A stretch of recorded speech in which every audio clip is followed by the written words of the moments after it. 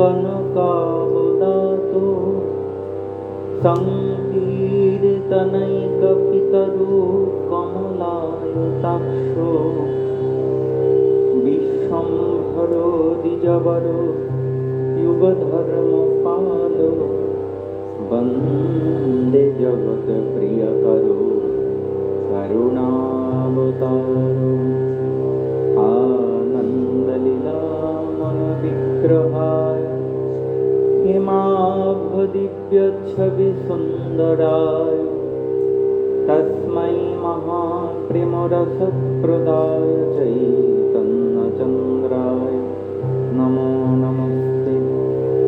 नमस्त्रिकालसत्याय जगन्नाथसुताय च सभृत्याय सपुत्राय सकुलत्राय ते नमः।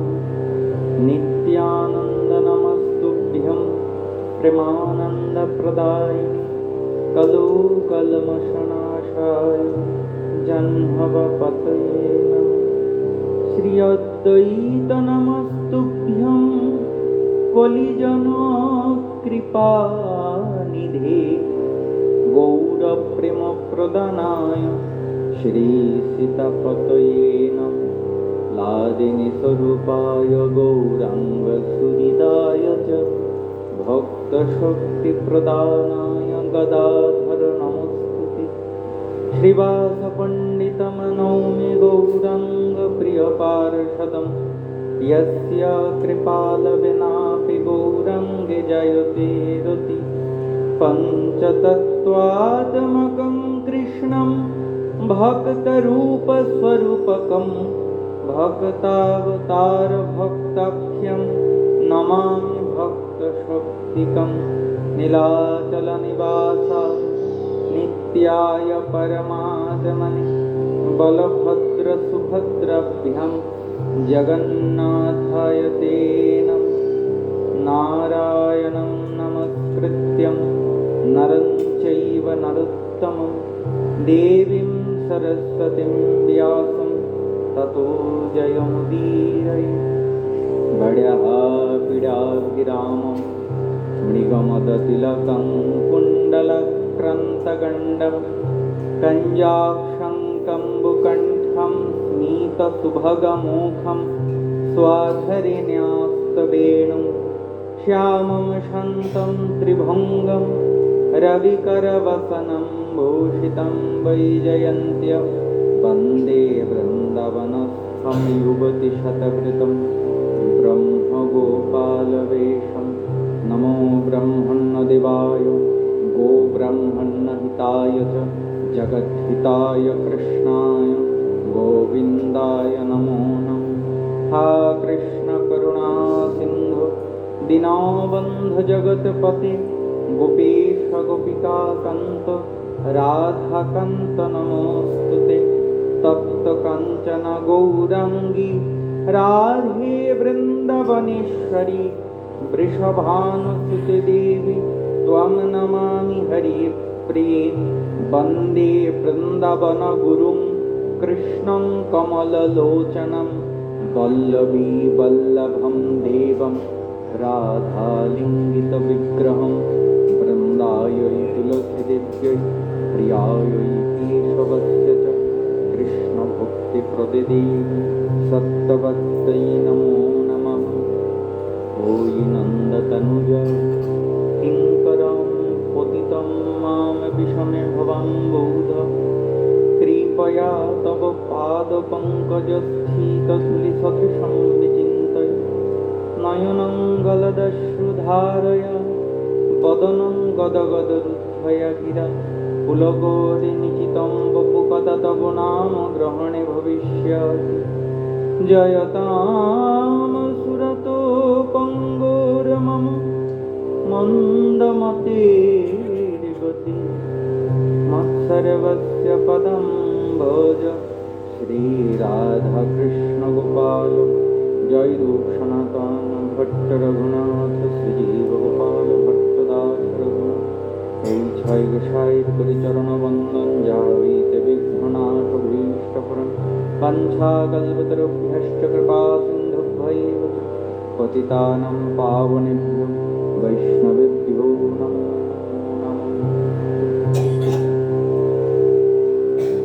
श्री गौरांग नित्यानंद श्री अद्वैत चंद्र गदाधर श्रीवासादि गौर भक्तवृंद श्री कृष्ण चैतन्य प्रभु नित्यानंद हरे कृष्ण श्री राधे गोविंद हरे कृष्ण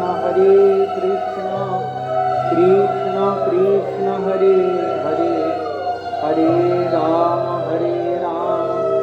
राम राम हरे हरे हरे कृष्ण कृष्ण हरे राम राम राम हरे हरे हरे कृष्ण कृष्ण कृष्ण हरे हरे हरे राम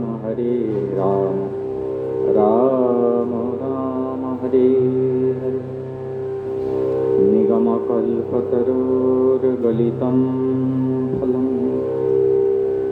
शुकमुखातं ऋतद्रवसंयुतं पीबत भागवतं रसमालयं मुहुरहो रसिका भुवि भावुका यं प्रप्रयन्तमनुपेतमपीतकृत्यं द्वैपायन विरह कातरया जुहाव पुत्रेति तन्मयतया तरवो विनेदु तं सर्वभूतहृदयं मुनिमानतयस्मि तं सर्वभूतहृदयं मुनिमानतयस्मि तं सर्वभूतहृदयं मुनिमानतयस्मि।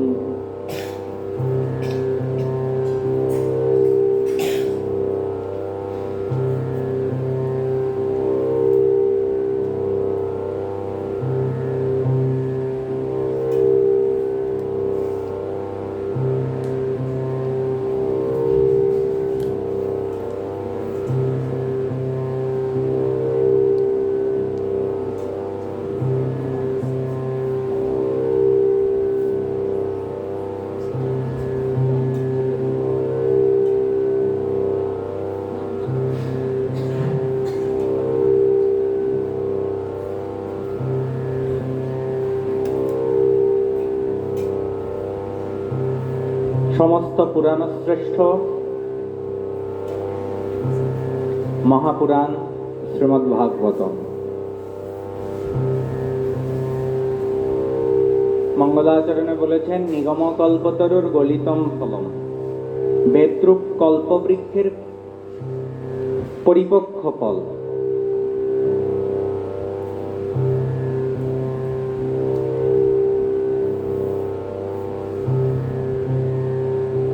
এই ফল অতি আস্বাদনীয়তা লাভ করেছে কেন?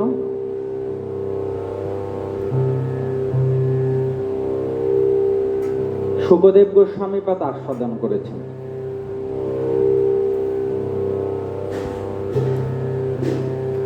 বৃক্ষের সব ফল কিন্তু পাখিরা খায় না। কোন ফল পাখিরা খায়? যে ফলটা সুমিষ্ট পরিপক্ক ফল, সেই ফলটাই পাখি খায়।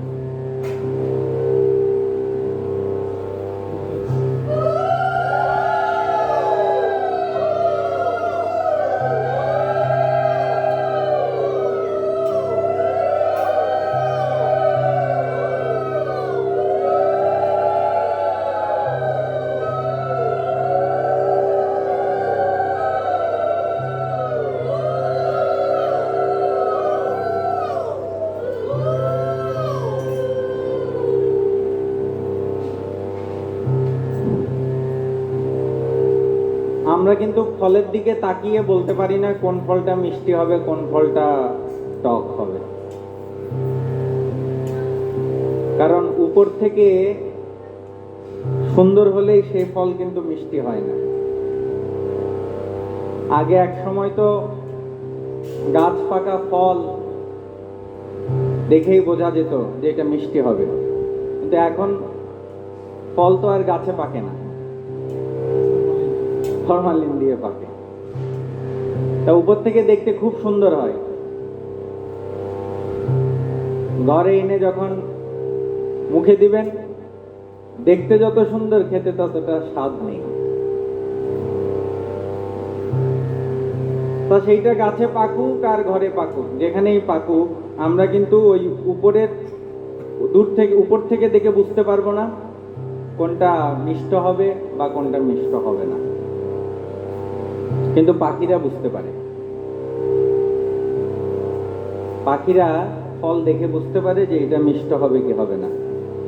পাখি সেই ফলটাই খায় যেই ফলটা মিষ্ট।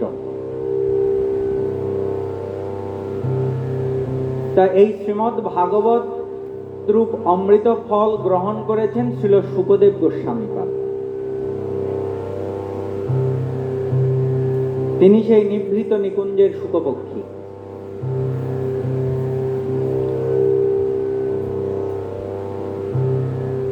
আপনি গাছের মধ্যে গিয়ে যদি দেখেন কোনো ফলটা পাখিতে খেয়েছে, তাহলে আপনি সেই ফলটা নিয়ে নিশ্চিন্তে খেতে পারেন, কারণ ওটা মিষ্ট হবে এবং ওটার মধ্যে কোনো ভেজাল নেই। তাই শুকদেব গোস্বামীপাদ আস্বাদনের কারণে শুকমুখাত অমৃত দ্রব সংযুতম, এই শ্রীমদ্ ভাগবত রূপী ফলটা আরো আস্বাদ্য হয়ে উঠেছে। এই ফল পান এই শ্রীমদ্ ভাগবত কথামৃত পান করবেন কারা? যারা রসিকজন এবং যারা ভাবুকজন। রসিকা ভুবি ভাবুকা। যারা অরসিকজন, যাদের মধ্যে ভগবানের ওই লীলা সম্বন্ধীয় রসের কোন প্রকারের ছিটে ফোটাও নেই, তাদের জন্য এই শাস্ত্র নয়। অরসিকজন ভগবানের লীলা কথায় আনন্দ পাবেন না, যারা রসিকজন তারাই আনন্দ পাবেন। যারা রসিক এবং ভাবুকজন তাদেরকেই এই ভাগবত রূপ অমৃত পান করতে বলেছে। এই শ্রীমদ্ ভাগবতের মাহাত্ম্য আমরা গত কয়েকদিন যাবৎ শ্রবণ করছিলাম। এই শ্রীমদ্ ভাগবতের অধিবেশন সর্বপ্রথম কোথায় হয়েছিল?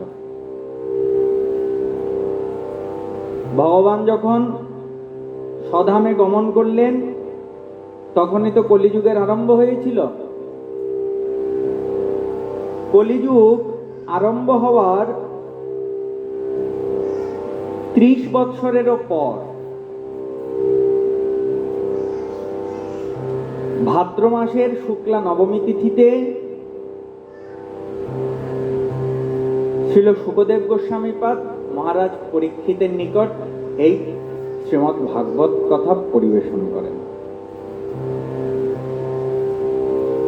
এই মহারাজ পরীক্ষিতের এই কথা শ্রবণের কলিযুগের আরো 200 বৎসর যখন অতিবাহিত হয়ে যায়,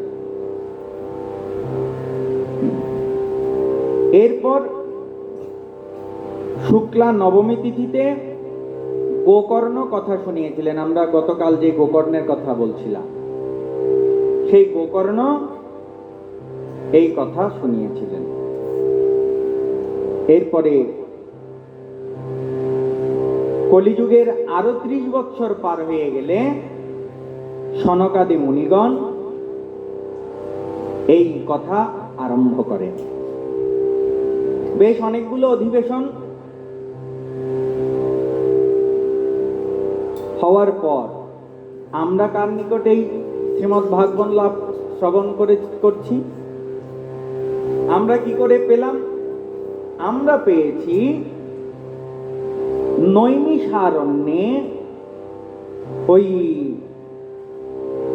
সুত গোস্বামীপাদ সুত গোস্বামী পাদের নিকট শৌনকাদি ঋষি প্রশ্ন করেছিলেন, সেইখানে আমরা দেখছি। এই শ্রীমদ্ ভাগবত মহাপুরাণ এইখানে যেই ধর্মের কথা বলছেন, এইটা বিশেষ একটা ধর্ম, ভাগবত ধর্ম। বিশেষ কেন বলছেন? কারণ ধর্ম প্রজ্জিত কৈতব অত্র পরম নির্মৎসরাণাম সতাম। আমরা স্বভাবতই কোনো কিছুর কামনা রেখে কর্মে প্রবৃত্ত হই। এক কথায় ফলের আশা। আরো যদি সহজ করে বলা যায়, লাভের আশা। মানে লাভ ছাড়া আমরা কোনো কাজ করি না। আমরা সেই কাজটাই করি, ওই কাজটা করে আমার কোনো লাভ হচ্ছে কিনা। যদি দেখি যে আমার কোনো লাভ নাই, তাহলে কোনো কাজ করি না, সেই কাজটা আমরা করতে চাই না। যদি লাভ থাকে সেই কাজটা আমরা করতে। এই ফলের আশা। ঠিক তেমনি আমরা অধিকাংশই লোক ধর্মকর্ম করি কোনো কিছুর আশা নিয়ে। কোনো না কোনো আশা নিয়েই আমরা মন্দিরে যাই, ভগবানের কাছে যাই। এমনি এমনি কিন্তু সবাই আসে না।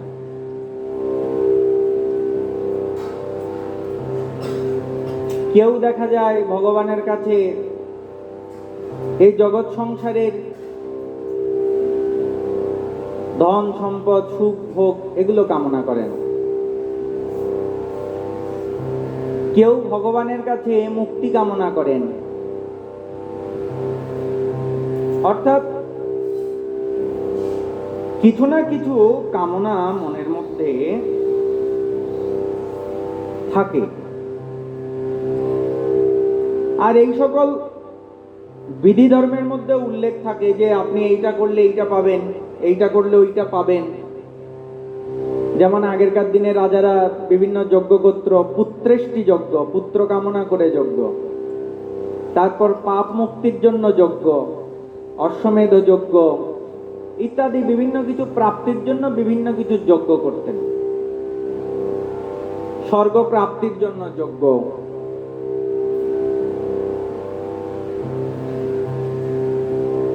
এই যে কোনো কিছু পাওয়ার উদ্দেশ্য নিয়ে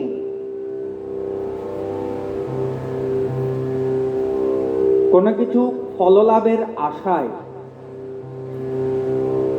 যেই ধর্মাচরণগুলো আমরা করি, সেগুলো হচ্ছে সাধারণ ধর্ম। কারণ আমাদের এই জীবনের প্রারম্ভ থেকে শুরু করে একদম শেষ পর্যন্ত আমরা কোনো না কোনো ধর্ম আচরণ করছি। সবকিছু ধর্মের সঙ্গে সম্পর্ক যুক্ত। এই যে একটা শিশু হয়েছে, তার ওই জাতকর্ম থেকে শুরু করে তারপরে এই চূড়াকরণ, অন্নপ্রাশন, উপনয়ন, এই যে জীবনে প্রত্যেকটা অনুষ্ঠান করছি, ব্রাহ্মণ এসে করছেন না?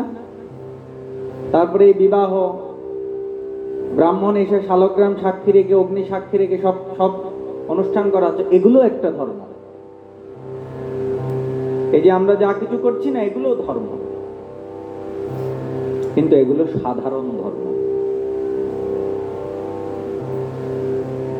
শ্রীমদ্ ভাগবতে সাধারণ ধর্মের কথা বলতে বসেননি, এইখানে বিশেষ ধর্মের কথা বলছেন। যে ধর্মের মধ্যে কোনো প্রকারের কামনা বাসনা নেই, এমনকি মোক্ষ কামনা পর্যন্ত নেই, সেই ধর্মের কথা এইখানে বলছেন। পরম ধর্ম যেইটা, পরম ধর্মের নিরূপণ করতে বসেছেন। এবং এই ধর্ম শুদ্ধান্তকরণে সৎপুরুষদের জ্ঞাতব্য। যে ধর্ম জীবের ত্রিতাপ জ্বালা নাশ করে জীবকে পরম কল্যাণ দান করতে পারে, পরম মঙ্গল করতে পারে জীবের।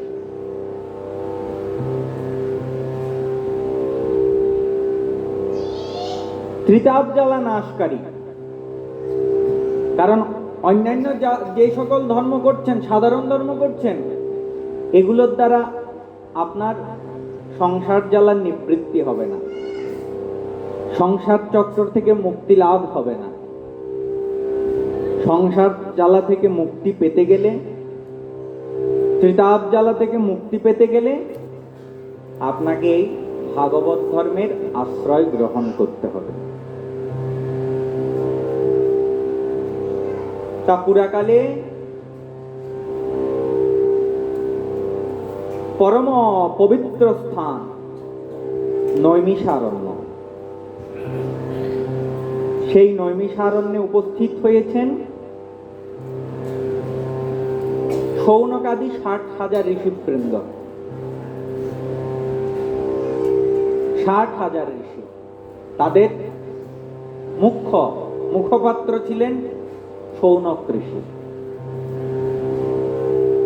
নৈমিষারণ্যটা অতি পবিত্র স্থান। বিভিন্ন কারণে এই নৈমিষারণ্যটা পবিত্র স্থান। কলিযুগের প্রারম্ভে এই শৌনকাদি ঋষিগণ তারা চিন্তা করলেন যে কলিযুগ তো সমাগত, কলিযুগের মধ্যে এই লোক সদাচারহীন হয়ে যাবে,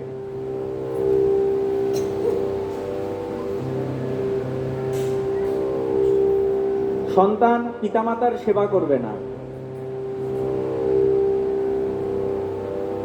লোকে অসৎকর্মে প্রবৃত্ত হবে, ধর্মাচরণ করতে চাইবে না, কিংবা ধর্মাচরণ কেউ যদি করতে চায় তারা বিভ্রান্ত হয়ে যাবে কোন ধর্ম আচরণ করবে। তা এই কলিযুগের এইরকম অবস্থা দেখে কি করা যায়, সেই শৌনকাদি ঋষিগণ তারা ব্রহ্মার শরণ গ্রহণ করে ব্রহ্মার আরাধনা করতে লাগে। ভগবান ব্রহ্মা আবির্ভূত হয়ে তখন তাদেরকে বলছেন, ব্রহ্মা নিজের মনোময় একটি চক্র নির্মাণ করে নিক্ষেপ করলেন। বলছে, হে ঋষিগণ, তোমরা এই যাও, এই চক্রের পশ্চাৎবর্তী হও, চক্রের পেছন পেছন যাও। এই চক্রটা গিয়ে যেইখানে পতিত হবে তোমরা সেই স্থানে তোমাদের যজ্ঞ আরম্ভ করবে। ব্রহ্মা সেই চক্র নিক্ষেপ করলেন আর শৌনকাদি ঋষিগণ ছুটতে আরম্ভ করলেন। চক্রটি যেতে যেতে একটি অরণ্যের মধ্যে পতিত হলো। এই চক্রটি যেই স্থানে পতিত হলো, চক্রের ওই কিনারা বা এর নাম হচ্ছে নেমি, যেই অরণ্যে নেমি পতিত হয়েছে তাই তার নাম হয়েছে নৈমিষারণ্য, অতি পবিত্র স্থান। বরাহ পুরাণে বলছেন, ভগবান বরাহদেব এই স্থানে নিমেষের মধ্যে বহু দানবকে বধ করেছিলেন। এই জন্য এই স্থানের নাম নৈমিষারণ্য, অতি পবিত্র স্থান। তারপর এই স্থানে ভগবানের দৃষ্টি কখনো লুপ্ত হয় না। যেমন আমরা যখন তাকিয়ে থাকি, আমরা এক দৃষ্টিতে তাকিয়ে থাকি না, আমাদের কিছুক্ষণ পর পর নিমেষ পড়ে, পলক। এই যে যতটুকুর জন্য পড়ে এটাকে বলে নিমেষ। ভগবানের দৃষ্টি এইখানে কখনো লুপ্ত হয় না, অর্থাৎ অনিমিষ নেত্রে ভগবান তাকিয়ে থাকে। তাই তার আরেক নাম হচ্ছে অনিমিষ ক্ষেত্র, নৈমিষারণ্য।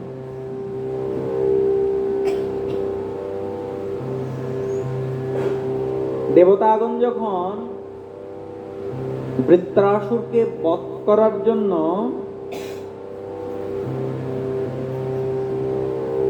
কোন মহাপুরুষের অস্থির প্রয়োজন ছিল, তখন তারা এই নৈমিষারণ্যে এসেই দধীচি মুনির নিকট তার অস্থি প্রার্থনা করেছিলেন। দধীচি মুনির নিকট যখন দেবতাগণ অস্থি প্রার্থনা করেছিলেন, তখন দধীচি মুনি দেবতাগণের নিকট জানিয়েছিলেন, হে দেববৃন্দ, আমি চাই সকল তীর্থে স্নান করতে। এই কথাটা দধীচি মুনি দেবতাদেরকে জানিয়েছে। এখন সকল তীর্থে গিয়ে গিয়ে স্নান করে আসতে তো সময়ের দরকার। তাই দেবতাগণ কি করলেন, সকল তীর্থকে সেই স্থানে আহ্বান করেছিলেন, নৈমিষারণ্যে। নৈমিষারণ্যে সকল তীর্থকে দেবতাগণ আনয়ন করেছিলেন। সেই সকল তীর্থের মধ্যে দধীচি মুনি স্নান করেছিলেন। এই অতি পবিত্র স্থান হচ্ছে এই নৈমিষারণ্য। সেই নৈমিষারণ্যে শৌনকাদি ঋষিগণ ঈশ্বর লাভের নিমিত্ত সহস্র বৎসরের নিষ্পাদ্যে একটি বিশিষ্ট যজ্ঞ করেছিলেন। তারা যখন যজ্ঞে প্রবৃত্ত হয়েছিলেন, এটা কোন যজ্ঞ? এটা কিন্তু ওই স্বর্গ লাভের জন্য কোনো যজ্ঞ নয়। এই যজ্ঞের উদ্দেশ্য স্বর্গ লাভ নয়, এই যজ্ঞের উদ্দেশ্য হচ্ছে ঈশ্বর লাভ, ঈশ্বরকে পাওয়ার জন্য। তা সেই সময় উপস্থিত হলেন শ্রীল সুত গোস্বামী।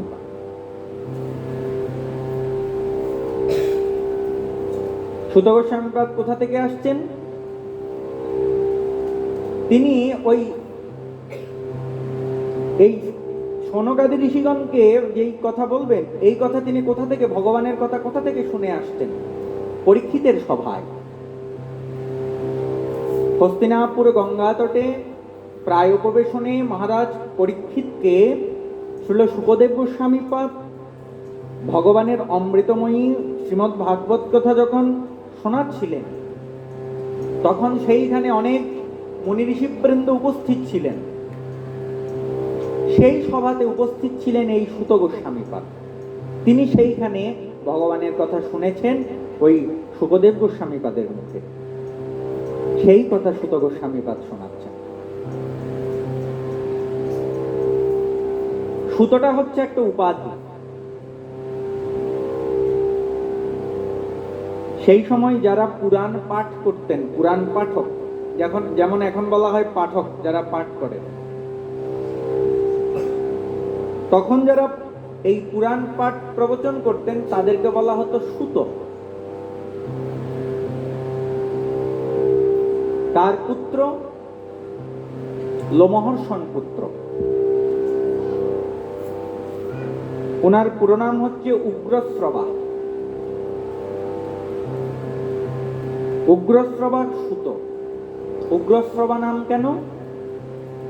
ভগবানের কথা শোনা মাত্র তিনি উৎকর্ণ হয়ে শ্রবণ করতেন, তাই ওনার নাম হচ্ছে উগ্রশ্রবা সুত। পিতার নাম হচ্ছে লোমহর্ষণ। ভগবানের কথা শুনে ওনার লোমে লোমে হর্ষ জাগত, তাই ওনার নাম হচ্ছে লোমহর্ষণ। এই যে উগ্রশ্রবা সুত গোস্বামীপাদ,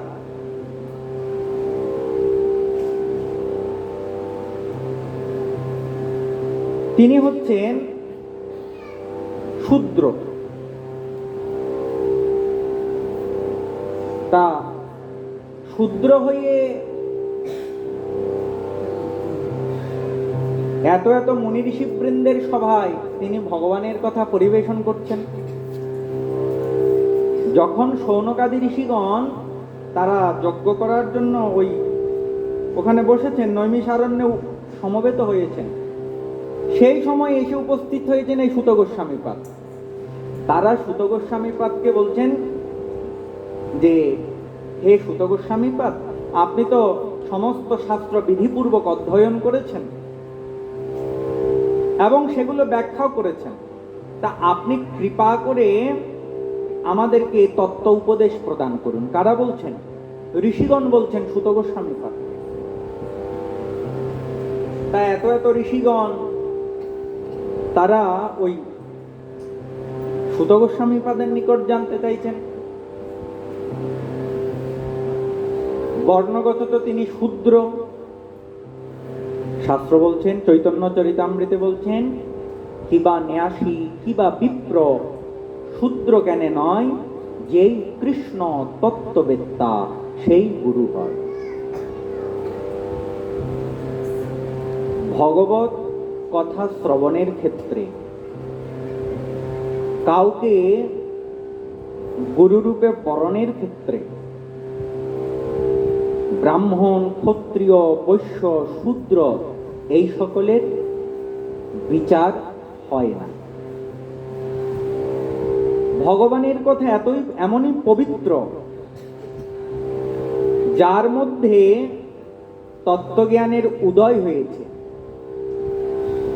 যিনি ভগবানকে জানতে পেরেছেন, তিনি গুরুপদবাচ্য।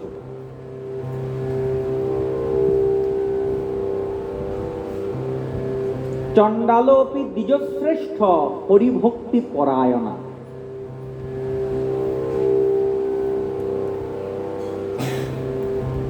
যদি কোন চণ্ডাল ব্যক্তি হরিভক্ত পরায়ণ হয়, তাহলে তিনি অভক্ত ব্রাহ্মণ অপেক্ষা শ্রেষ্ঠ।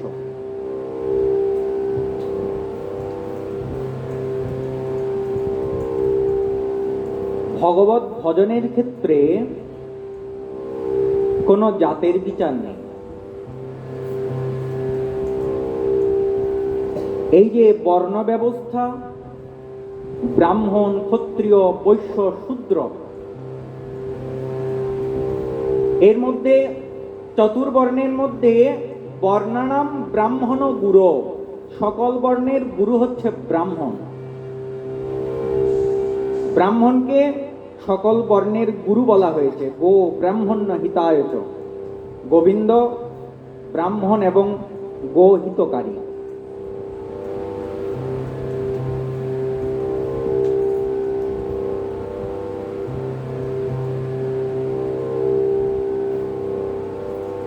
ব্রাহ্মণের কর্ম কি?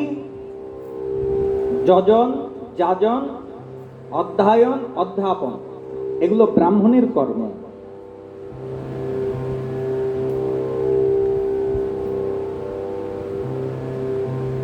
আমাদের যত বৈদিক ক্রিয়াকর্ম আদি আছে, সেই বৈদিক ক্রিয়াকর্মের অধিকারী একমাত্র ব্রাহ্মণ। ব্রাহ্মণ ব্যতীত বৈদিক ক্রিয়াকর্মে কর্ম করার অধিকার অন্য কোনো বর্ণের নেই। বৈদিক ক্রিয়াকর্মগুলি কর্মকাণ্ডের অন্তর্গত যেই কর্ম রয়েছে, যজ্ঞ, অগ্নিহোত্র যজ্ঞ,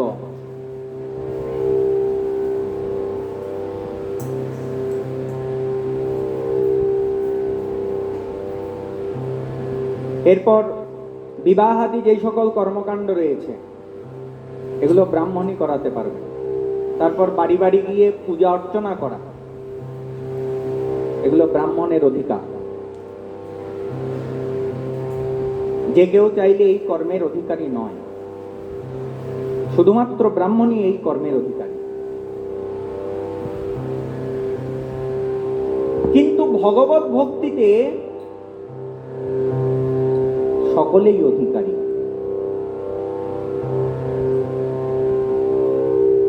ভগবানের ভজনে এইখানে ব্রাহ্মণ, ক্ষত্রিয়, বৈশ্য, শূদ্রের বিচার নেই।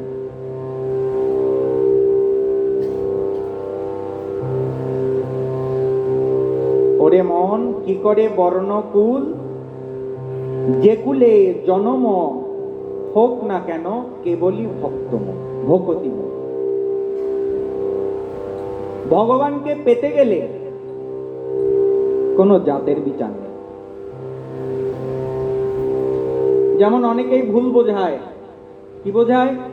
বলছে দেখো তোমাদের মধ্যে এই জাতের বিচার উঁচু নিচু, এ বড় এ ছোট,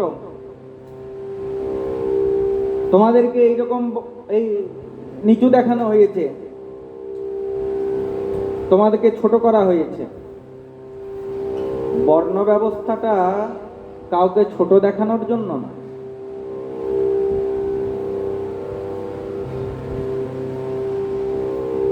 এটা একটা কর্ম ব্যবস্থা। চাতুর্বর্ণম ময়া সৃষ্টম গুণ কর্ম বিভাগস। কর্মের ব্যবস্থাপনার জন্য এই 4টা বর্ণ। ভগবান কোথাও বলেননি যে ব্রাহ্মণ আমার প্রিয়, শূদ্র আমার প্রিয় নয়। কোথাও বলেছেন? ভগবান কোথাও বলেননি ক্ষত্রিয় আমার প্রিয়, বৈশ্য আমার প্রিয় নয়। এই কথা ভগবান কোথাও বলেন। আমরা সকলেই চিহ্নন্তি বিশ্বে অমৃতস্য পুত্রা। এই বিশ্বের মধ্যে যারাই রয়েছেন সকলেই অমৃতের সন্তান। প্রত্যেকেই আব্রহ্ম কৃমিকীট পর্যন্ত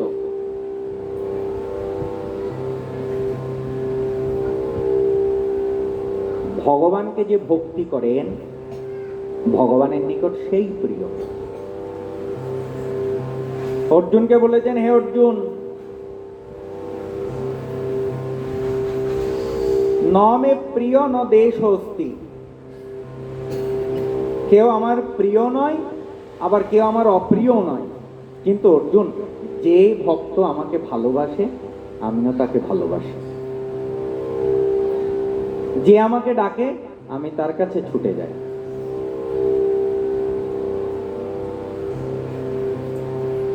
যে আমাকে আত্মনিবেদন করে আমিও তার নিকট নিজেকে বিক্রয় করেছি। কিন্তু কেউ আমার একদম খুব প্রিয় আর কেউ আমার প্রিয় নয়, এমনটা কিন্তু নয়। আমার নিকট সকলেই সমান, কিন্তু পার্থক্য হচ্ছে যে ডাকে আমি তার কাছে যাই।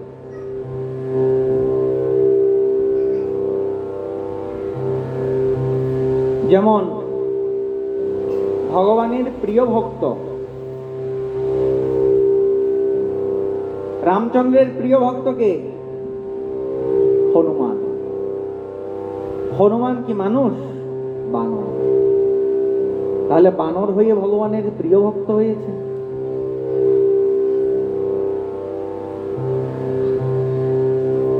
প্রহ্লাদ মহারাজ কার পুত্র?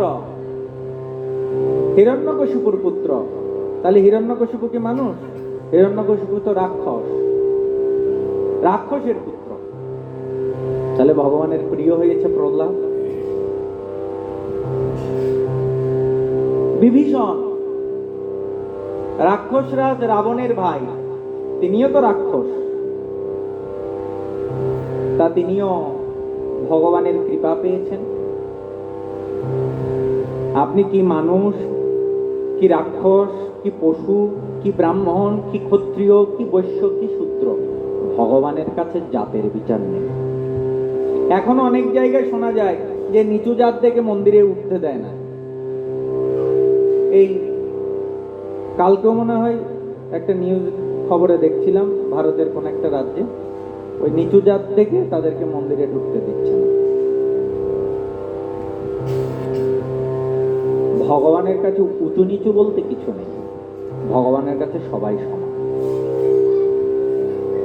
তবে ওই যে বললাম, ভক্তির ক্ষেত্রে সকলেই সমান, কিন্তু ওই যে বৈদিক যেই সকল ক্রিয়াকর্ম আদি রয়েছে, স্মৃতিশাস্ত্রোক্ত যেই ওই কর্মকাণ্ড রয়েছে, এগুলো শুধুমাত্র ব্রাহ্মণ করবেন, এগুলো অন্য কাউকে দিয়ে করানো যাবে না। যে আমার মনে হলো আমি অনেক কিছু জানি, আমি পারবো, আর করে ফেললাম, হবে না। আপনি জানতে পারেন বটে, কিন্তু এইটার অধিকার শাস্ত্রে ব্রাহ্মণকে দেওয়া হয়েছে। অব্রাহ্মণ এই সকল কর্মকাণ্ড করতে পারবেন না। আপনি বিয়ে করাবেন কাউকে, ওখানে ব্রাহ্মণই লাগবে। আপনি যজ্ঞ করবেন, যজ্ঞকর্তা হিসেবে ব্রাহ্মণ লাগবে। এগুলো আপনি অন্য কাউকে দিয়ে করাতে পারবেন না। কিন্তু ভগবানের ভক্তিতে, ভগবত আরাধনায়, ভগবত পূজায়, এইখানে ব্রাহ্মণ, ক্ষত্রিয়, বৈশ্য, শূদ্রের বিচার নেই।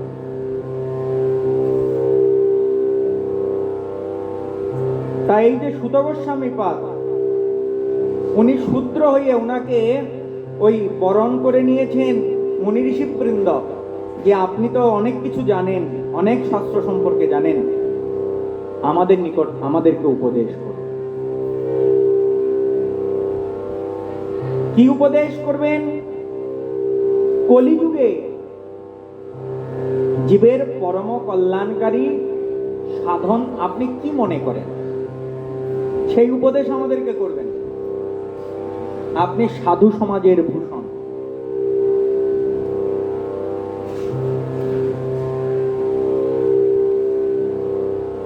এই পাঠের আয়োজনটা করা হয়েছে জগন্নাথ দেবের রথযাত্রা উপলক্ষে। আমরা প্রথম দিন জগন্নাথ দেবের এই স্বরূপটা হওয়ার তাৎপর্যটা একটুখানি বলেছিলাম। গতকাল একজন মা বলছিল যে জগন্নাথ দেবের কথা শুনতে চাই। আমি প্রথম দিন একটুখানি জগন্নাথ দেবের কথা বলে আমরা ভাগবতে প্রবেশ করেছি। কারণ মোটামুটি রথযাত্রা তো প্রতি বছর হয়, আর যেখানেই রথযাত্রা হয়, এই জগন্নাথ দেব সম্পর্কে সবাই মোটামুটি কথাগুলো বলেন। ওই ইন্দ্রদুম্ন রাজার কথা, সবররাজ কথা, বিশ্বাবসুর কথা, বিদ্যাপতির কথা, এগুলো মোটামুটি সব জায়গায় সবাই বলেন, সবাই মোটামুটি জানেন। এই জন্য আমি আর ওই দিকে যাইনি। যেহেতু সব সময় এই কথাগুলি কোথাও না কোথাও আলোচনা হয়, বা যেখানে ওই রথযাত্রা উপলক্ষে আপনারা কাউকে আনলে দেখা যাবে ওই কম বেশি সবাই ওই কথাগুলো বলে। এজন্য আমি চেষ্টা করেছি ওই দিকে না যেতে।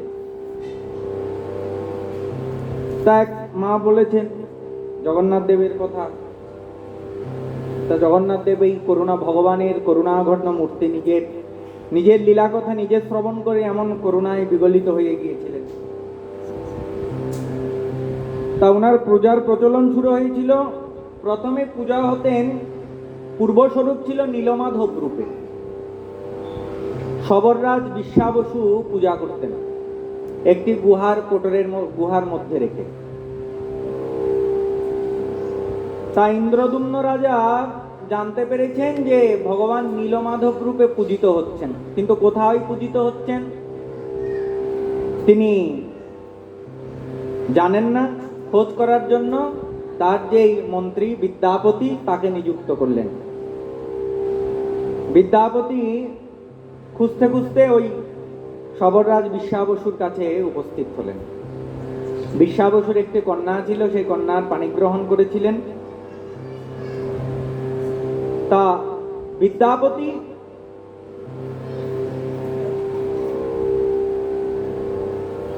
বিশ্বাবসুর নিকট নিবেদন করেছিলেন যে আমি নীলমাধবকে দর্শন করতে চাই।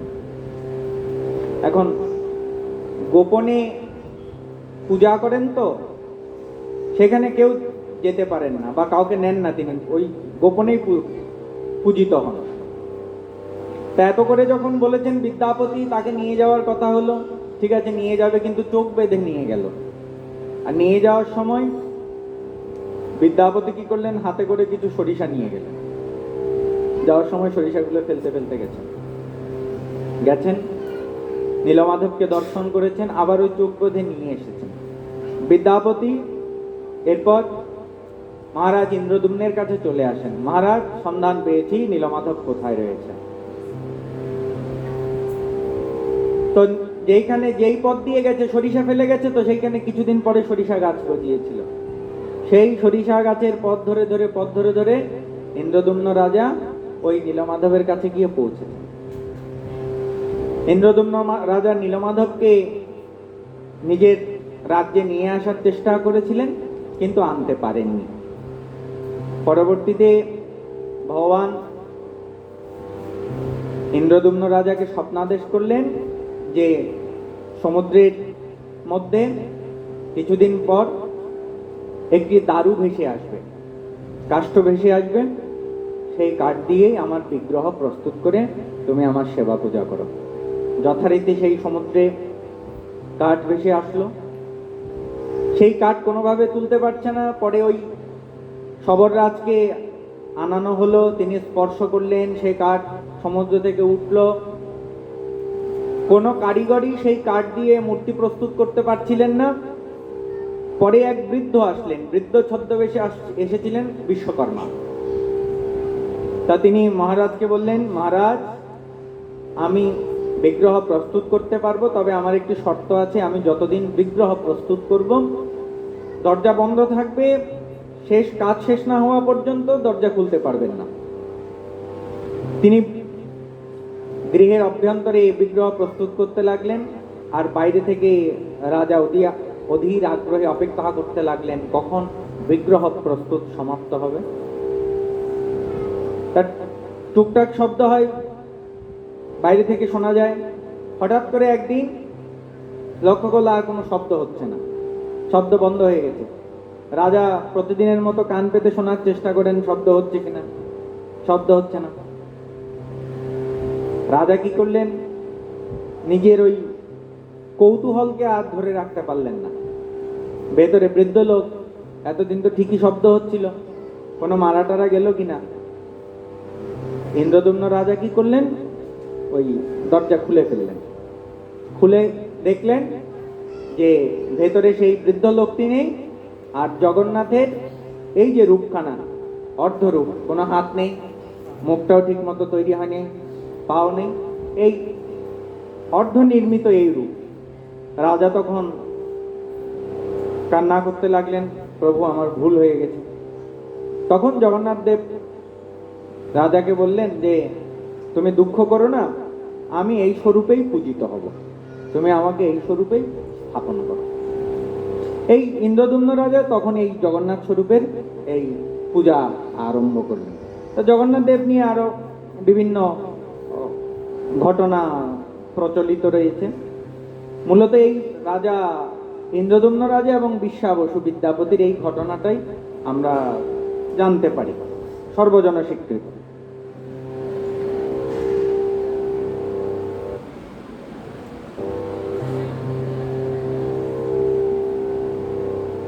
তাই কলিযুগে এমন কোন সাধনের কথা আমাদেরকে বলুন যেটা কল্যাণকারী সাধন আপনি মনে করেন। কারণ আমাদের যেহেতু কলিযুগের মানুষের আয়ু কম, তাহলে এমন কোন সাধন ভজন আমরা করতে পারবো না যেটা অনেকদিন সময়ের প্রয়োজন, কারণ আয়ু কম। কলির মানুষের 100 বৎসর পরমায়ু বলা হয়, কিন্তু 100 বৎসর তো বাঁচে না। ভালোভাবে মনে হয় এখন 50-60 বৎসর বাঁচলেই অনেক। খুব কম লোকই আছে ওই 70-80 পর্যন্ত যায়। 50-60 পার হতে না হতেই শরীর আস্তে আস্তে চলে না, ইন্দ্রিয়গুলি অসার হয়ে আসে। তাই এমন কোন সাধনে আমরা প্রবৃত্ত হতে পারবো না যে সাধনটা করতে অনেক সময়ের প্রয়োজন, কারণ আমাদের আয়ু কম। তারপর আবার আমাদের সাধন ভজনে রুচি নাই। ভগবানের নিজের পরমার্থিক কল্যাণের জন্য যে কিছু করব, সেই ইচ্ছা আমাদের মনে হয় না।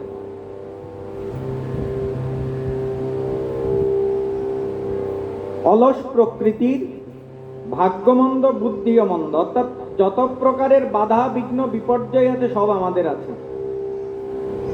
তারপর ভুরিনি ভুরি কর্মাণি শ্রোতব্যানি বিভাগশ, তার মধ্যে শাস্ত্রও অনেক, 4 বেদ,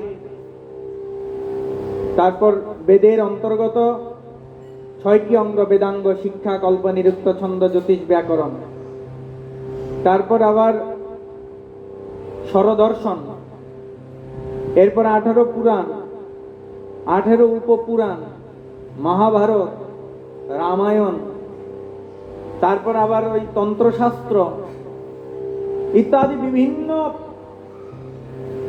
শাস্ত্র রয়েছে।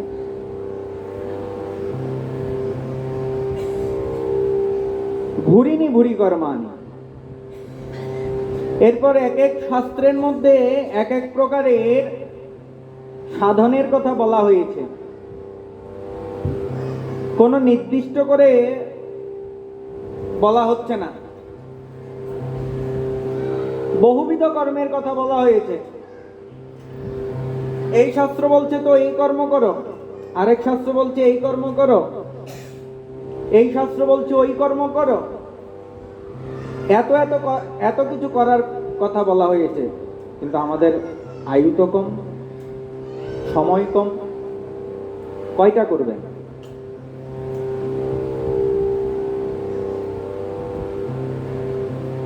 আর এমন বিস্তারিতভাবে অনেক কিছু বলা হয়েছে না, সেগুলো শোনাও কঠিন। তা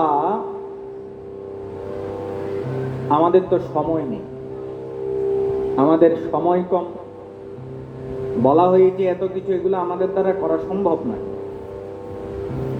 কলিযুগের মানুষ এত কিছু করতে পারবে না।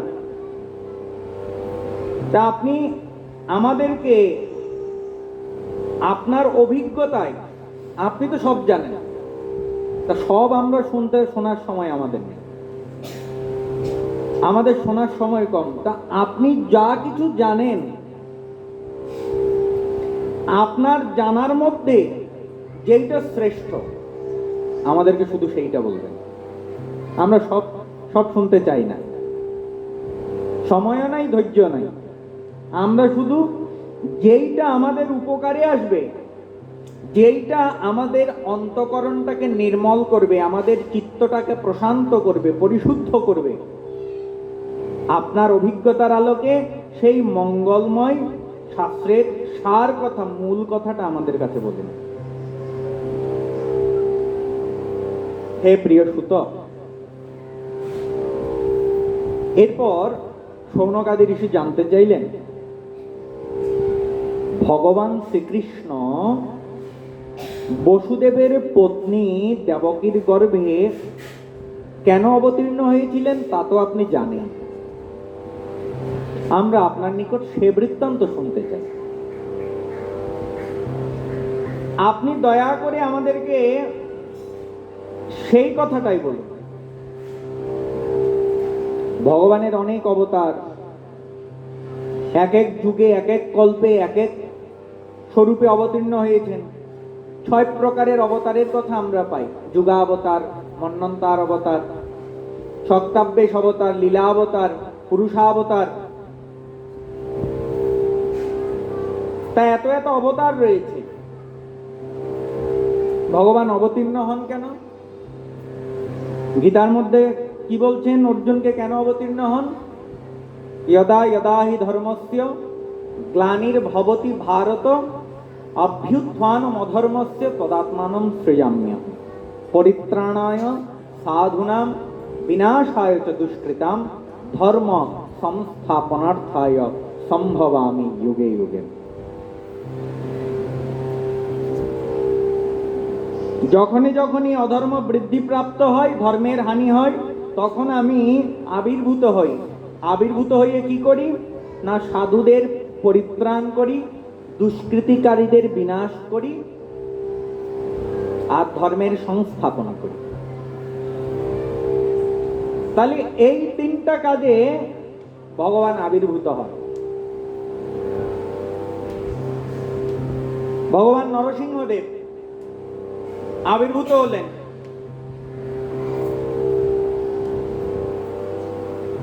কাকে বিনাশ করলেন? হিরণ্যকশিপুকে। রক্ষা করলেন কাকে? তার ভক্ত প্রহ্লাদকে।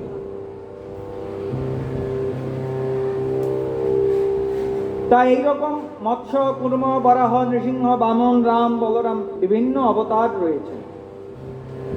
কিন্তু এইখানে বিশেষভাবে জানতে চাইলেন কার কথা? কৃষ্ণের কথা। বিশেষভাবে এইখানে কৃষ্ণের কথা জানতে চাইলেন। হে সুত গোস্বামীপাদ, শ্রীকৃষ্ণ দেবকীর গর্ভে অবতীর্ণ হয়ে যেই সকল লীলা করেছেন সেই কথা আমরা শুনতে চাই। বিশেষভাবে এইখানে শ্রীকৃষ্ণের কথা শুনতে চেয়েছেন, কারণ ভগবান শ্রীকৃষ্ণ তিনি যেমন করে লীলা করেছেন, অন্যান্য অবতার তেমন করে লীলা করেননি। ভগবান শ্রীকৃষ্ণ যেমন করে তার ভক্তদের সঙ্গে ওই প্রেমের আস্বাদন করেছেন, ভাবের আস্বাদন করেছেন, অন্যান্য অবতারে অন্যান্য স্বরূপে ভগবান তেমন আস্বাদন করেননি। অন্যান্য ভগবান শ্রীকৃষ্ণ যেভাবে আবির্ভূত হয়েছেন, অন্যান্য অবতারও সেইভাবে আবির্ভূত হন। যেমন ভগবান শ্রীকৃষ্ণ দেবকীর গর্ভে আবির্ভূত হয়ে পিতামাতার কোল আশ্রয় করে তাদের সঙ্গে বাৎসল্য রসের আস্বাদন করেছেন। সখাগণের সঙ্গে গোচারণে গিয়ে সখ্যরসের আস্বাদন করেছেন। ব্রজ গোপিকাগণের সঙ্গে মধুর রসের আস্বাদন করেছেন।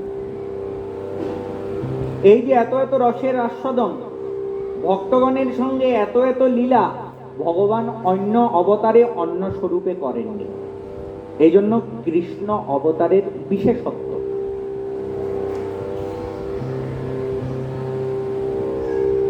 ভগবান বরাহদেব কোথা থেকে আবির্ভূত হয়েছেন? ব্রহ্মার নাসারন্ধ্র দিয়ে। এই অঙ্গুষ্ঠ আকৃতির বেরিয়ে দেখতে দেখতে চোখের পলকে বড় বিরাট স্বরূপ ধারণ করল।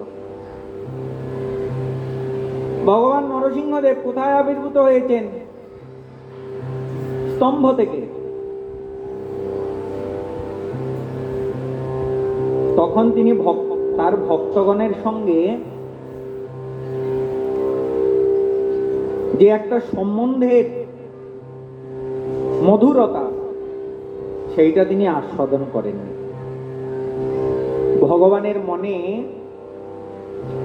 এই ভক্তের সঙ্গে ভক্তের আপনজন হওয়ার যে একটা লোভ, এইটা জাগ্রত হয়েছিল কখন? নরসিংহ অবতারে যখন নরসিংহদেব আবির্ভূত হয়ে হিরণ্যকশিপুকে বধ করলেন।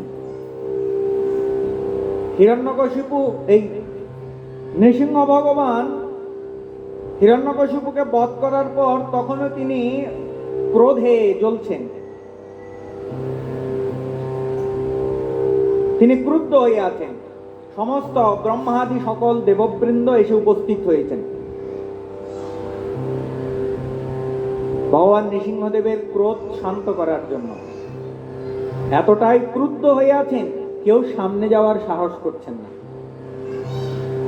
ভগবানকে যে শান্ত করবেন, কেউ সামনে যেতে পারছেন না। এমনকি ভগবানের বক্ষ বিলাসিনী লক্ষ্মী দেবী পর্যন্ত যেতে পারছেন না, ভয় করছেন। সকল দেবতারা তটস্থ হয়ে আছেন। কি করা যায়? ভগবানের এই ক্রোধ কি করে শান্ত করা যায়? দেবতাগণ প্রহ্লাদ মহারাজকে বলছেন, প্রহ্লাদ প্রভু তোমার কারণেই এই রূপ ধারণ করেছে, একমাত্র তুমিই পারবে ভগবানকে শান্ত করতে, কারণ তিনি হচ্ছে ভক্ত বৎসল। ভক্তের প্রতি তার একটা স্বাভাবিক বাৎসল্য ভাব, কারণ পিতামাতার নিকট তার সন্তান বড় স্নেহের পাত্র। সেটা যেমন মনুষ্য সমাজে তেমনি পশু সমাজে।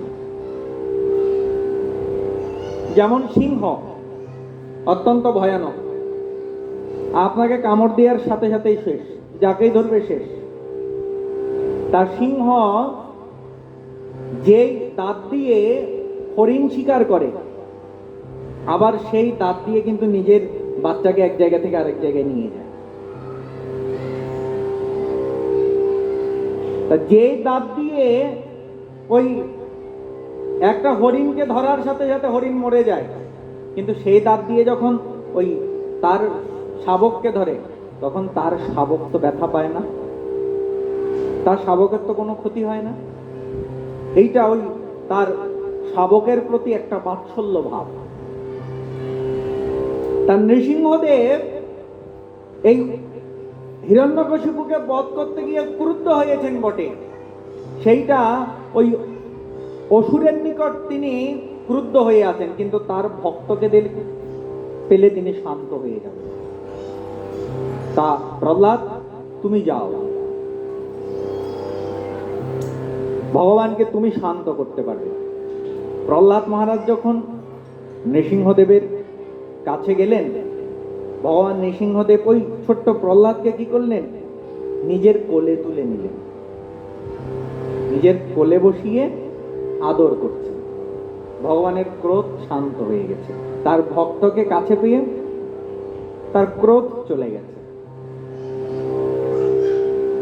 তিনি ভগবান, কিন্তু এখন যেই রূপ ধারণ করেছেন নরসিংহ রূপ, অর্থাৎ উপরেরটা সিংহের মতো, নিচেরটা মানুষের মতো, নর এবং সিংহের মিলিত রূপ। সিংহ তার পশুকে কি করে আদর করে, কিভাবে আদর করে? পশুরা কিভাবে আদর করে? আমরা যেমন বাচ্চাকে হাত বুলিয়ে আদর করি, পশুরা আদর করে জিভ দিয়ে চেটে, তার বাচ্চাকে জিভ দিয়ে চাটে। ভগবান নরসিংহদেব ওই জিভ দিয়ে প্রহ্লাদকে চাটছেন, লেহন করছেন, আদর করছেন। এই প্রহ্লাদকে যখন আদর করছেন, তখন নরসিংহদেবের মনের মধ্যে এই বাৎসল্য রস আস্বাদনের লোভ জেগেছিল, যে সন্তান কত সুন্দর তার পিতামাতার আদর গ্রহণ করতে পারেন, স্নেহ ভালোবাসা লাভ করেন। নৃসিংহদেব চিন্তা করছেন, আমি যদি এই স্তম্ভ থেকে আবির্ভূত না হয়ে যদি কোনো পিতামাতাকে আশ্রয় গ্রহণ করে পৃথিবীতে আসতাম, তাহলে আমিও পিতামাতার আদর লাভ করতাম। এই তখনই ভগবানের মনে এই লোভ জাগ্রত হয়েছিল।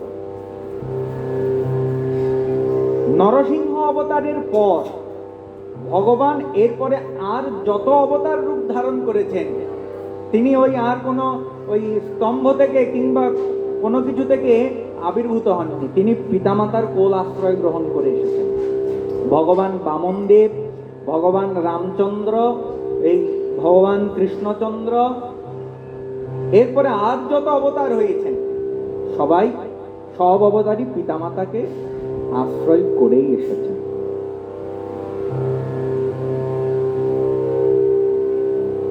তা এই ভক্তগণের সঙ্গে একটা যে এই সম্বন্ধ ভগবানের, কারো পুত্র হওয়া, কারো বন্ধু হওয়া, কোন ভক্তের পতি হওয়া, এই যে ভক্তগণের সঙ্গে সম্বন্ধযুক্ত হয়ে রসের আস্বাদন, এই রসের আস্বাদন একমাত্র শ্রীকৃষ্ণতেই পরিপূর্ণতা লাভ করেছে।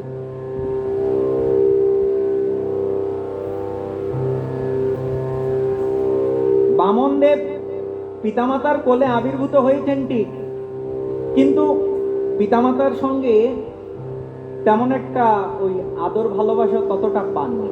কেন? এই আবির্ভূত হয়েই চোখের পলকেই তিনি শিশু থেকে বড় হয়ে গেলেন, বড় হয়ে বলি মহারাজের যজ্ঞস্থলে চলে গেলেন।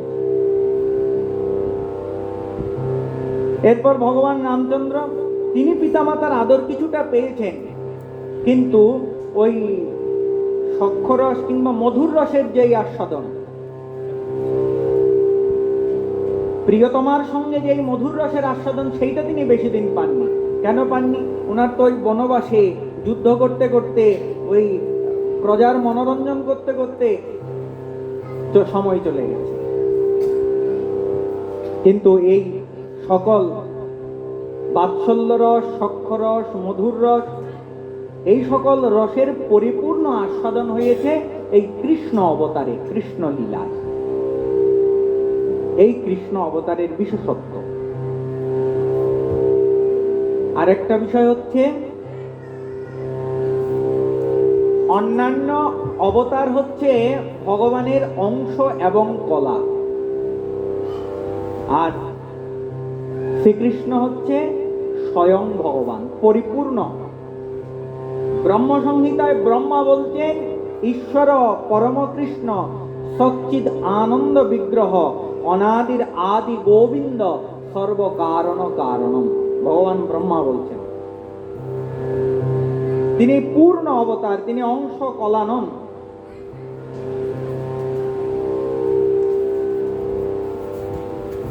তাই সুত গোস্বামী পাদের নিকট ভগবান কৃষ্ণের বৃত্তান্ত জানার আগ্রহ প্রকাশ করলেন। কারণ জীবের মঙ্গল এবং ভগবত প্রেম বৃদ্ধির জন্য ভগবানের এই অবতার। কারণ এই অবতারে তিনি যে শুধুমাত্র দুষ্টের দমন করেছেন, শিষ্টের পালন করেছেন, শুধু তাই নয়, তিনি ভক্তের সঙ্গে লীলারস আস্বাদন করেছেন। ভগবান যে বলছেন, আমি অবতীর্ণ হই দুষ্টের দমন, শিষ্টের পালন, ধর্মের সংস্থাপন, এই তিনটা কাজ।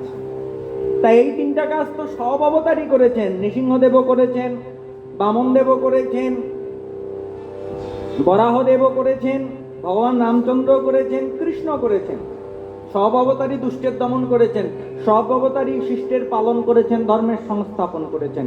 কিন্তু শ্রীকৃষ্ণ যেই বিশেষ কাজ করেছেন, ভক্তগণের সঙ্গে ওই লীলারসের আস্বাদন করেছেন।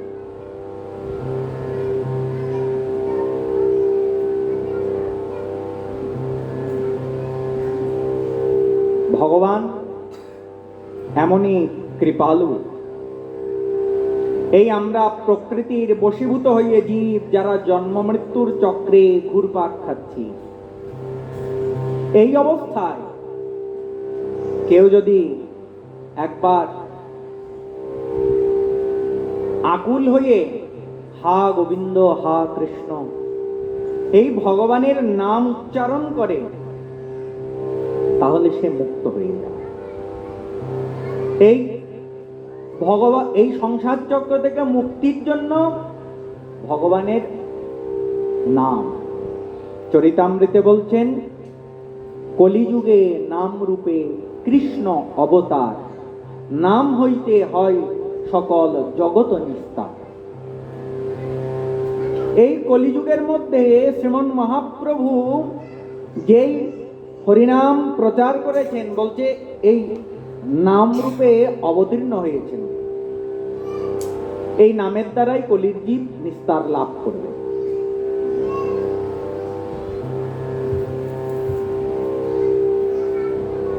সঙ্গে সঙ্গে মুক্ত হয়ে যান কেউ যদি ভগবত নাম উচ্চারণ করেন। তাকে ওই যম আর স্পর্শ করার সাহস করেন না। স্বয়ং ভয়ও ভগবানকে ভয় পায়। তাই শান্ত মুনিগণ সর্বদা ভগবত চরণেই শরণ গ্রহণ করে। মুনি কারা? মুনি মানে মাথায় জটা থাকবে, লম্বা লম্বা দাড়ি থাকবে, আমরা মুনি বলতে তাই তো বুঝি। মুনি বলতে বোঝায়, মুনি কাকে বলে? যিনি সদা সর্বদা হৃদয়ে ভগবানকে মনন করেন, তিনি মুনি। এবার তার জন্য আপনার ওই মাথায় জটা লাগবে না, লম্বা লম্বা দাড়ি রাখবে না। ভগবানের নাম মনে চিন্তা করতে কি চুলদাড়ির বড় করার প্রয়োজন আছে? কারণ এখন কলিযুগ তো, ওই আমরা মাহাত্মের মধ্যে পড়ছিলাম না, কলিযুগে এমন অবস্থা হবে যে ওই অসাধু লোকেরা, অসৎ লোকেরা সাধুর বেশ ধরে ঘুরে বেড়াবে। আমরা হয় কি ওই মাথার মধ্যে একটু বড় জটা দেখলে আমাদের শ্রদ্ধা ভক্তিটা একটু বেড়ে যায়, লম্বা লম্বা একটু দাড়ি দেখলে আমাদের শ্রদ্ধা ভক্তিটা একটু বেড়ে যায়। অনেক বড় জটা মানে অনেক বড় সাধু। শাস্ত্র বলছেন, যিনি মনের মধ্যে সদা সর্বদা ভগবানকে মনন করেন, ভগবানের কথা চিন্তা করেন, ওই মনন করেন, তাই তিনি মুনি। যদি মনন না করেন তাহলে তিনি মুনি নন।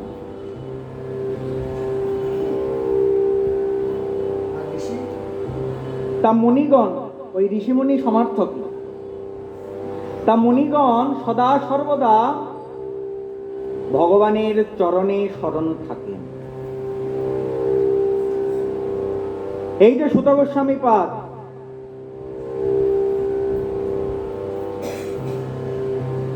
বলছেন, হে সুত, আপনি তো অনাসক্ত, বলুন তাদের স্পর্শমাত্রে জীবকুল তৎক্ষণাৎ পবিত্র হয়ে যায়। কাদের স্পর্শমাত্রে? যারা সদা সর্বদা মনে ভগবত চিন্তা করেন, তাদের স্পর্শমাত্রে জীবকুল তৎক্ষণাৎ পবিত্র হয়ে যায়। এই জন্য আমরা ওই সাধুগুরু বৈষ্ণবের চরণে পতিত হই, তাদের চরণ স্পর্শ লাভ করার প্রচেষ্টা করি।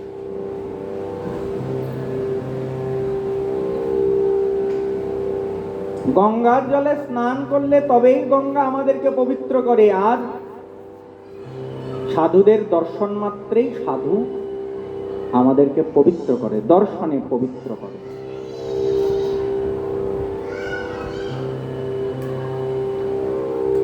পুণ্যকীর্তি ভক্ত যার লীলা কীর্তন করে, সেই ভগবানের লীলা শ্রবণ করলেই আমাদের সকল দুঃখ দূরীভূত হতে পারে। আচ্ছা, আমরা যখন তীর্থ স্নান করতে যাই, গঙ্গা স্নান করতে যাই, স্নানটা মূলত এই জলের মধ্যে আমাদের শরীরটাই তো ধৌত হয়, মনটা কি জলের মধ্যে ধোয়া যায়? আপনি যখন জলে নামছেন, শরীরটা ভিজছে, মনটা কি করে ভেজাবেন? আপনি দেহের পাপ গঙ্গার জলে স্নান করে দূর করলেন, এমন কোনো পদ্ধতি তো নাই যে মনটাকে আপনি বের করে গঙ্গার জলে ভালো করে চুবিয়ে নিলেন পবিত্র হওয়ার জন্য। এমন কোনো পদ্ধতি আছে? জলে দেহটাকে ডোবানো যায়, মনকে তো জলে ডোবানো যায় না। তাহলে মনকে কি করে পবিত্র করব? কারণ আমরা যত যাই কিছু করি, আমাদের মন পবিত্র হতে হবে, মন শুদ্ধ হতে হবে।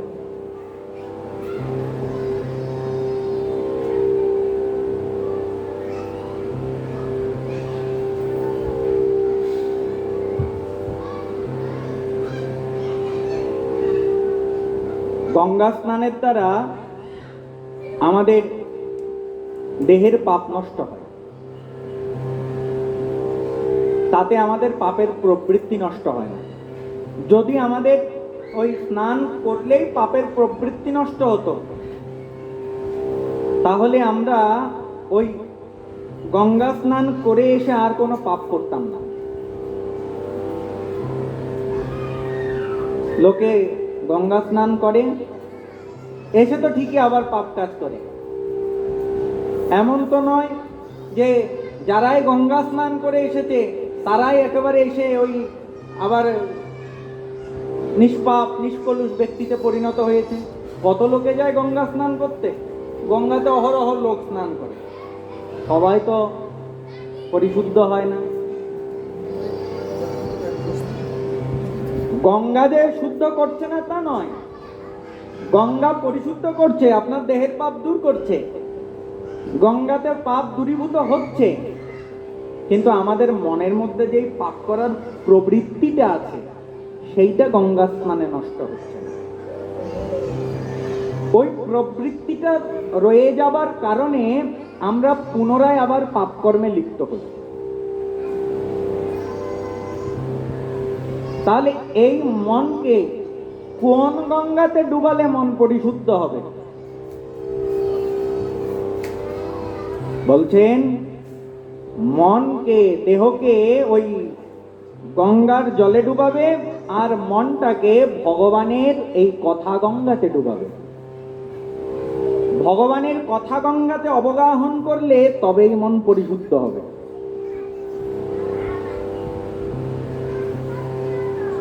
নরোত্তম দাস ঠাকুর মহাশয় প্রেমভক্তি চন্দ্রিকাতে বলছেন, তীর্থযাত্রা পরিশ্রম কেবলই মনের ভ্রম, সর্বসিদ্ধি গোবিন্দ চরণ।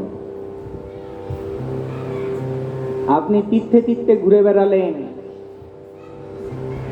আপনার মনের কোনো পরিবর্তন হলো না, বলছে সব বৃথা পরিশ্রম, এগুলো মনের ভ্রম। আপনি গোবিন্দ চরণাশ্রয় গ্রহণ করলেন না, সব বৃথা পরিশ্রম। সকল সিদ্ধি কেউ যদি একমাত্র গোবিন্দ চরণকে আশ্রয় গ্রহণ করেন তার আর কিছু প্রয়োজন নেই, একমাত্র গোবিন্দ চরণ।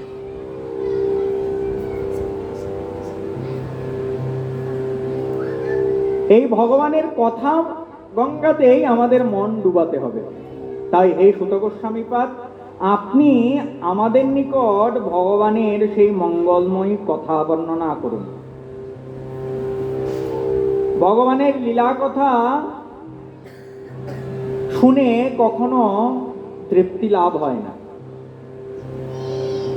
কেন তৃপ্তি হয় না? জগতের বস্তু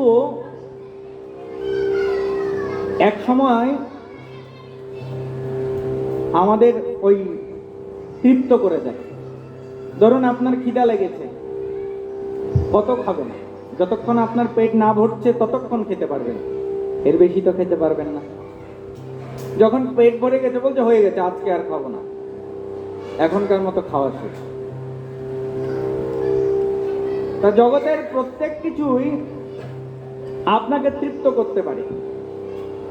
জগতে এত কথা, এক কথা আপনি কয়বার শুনবেন?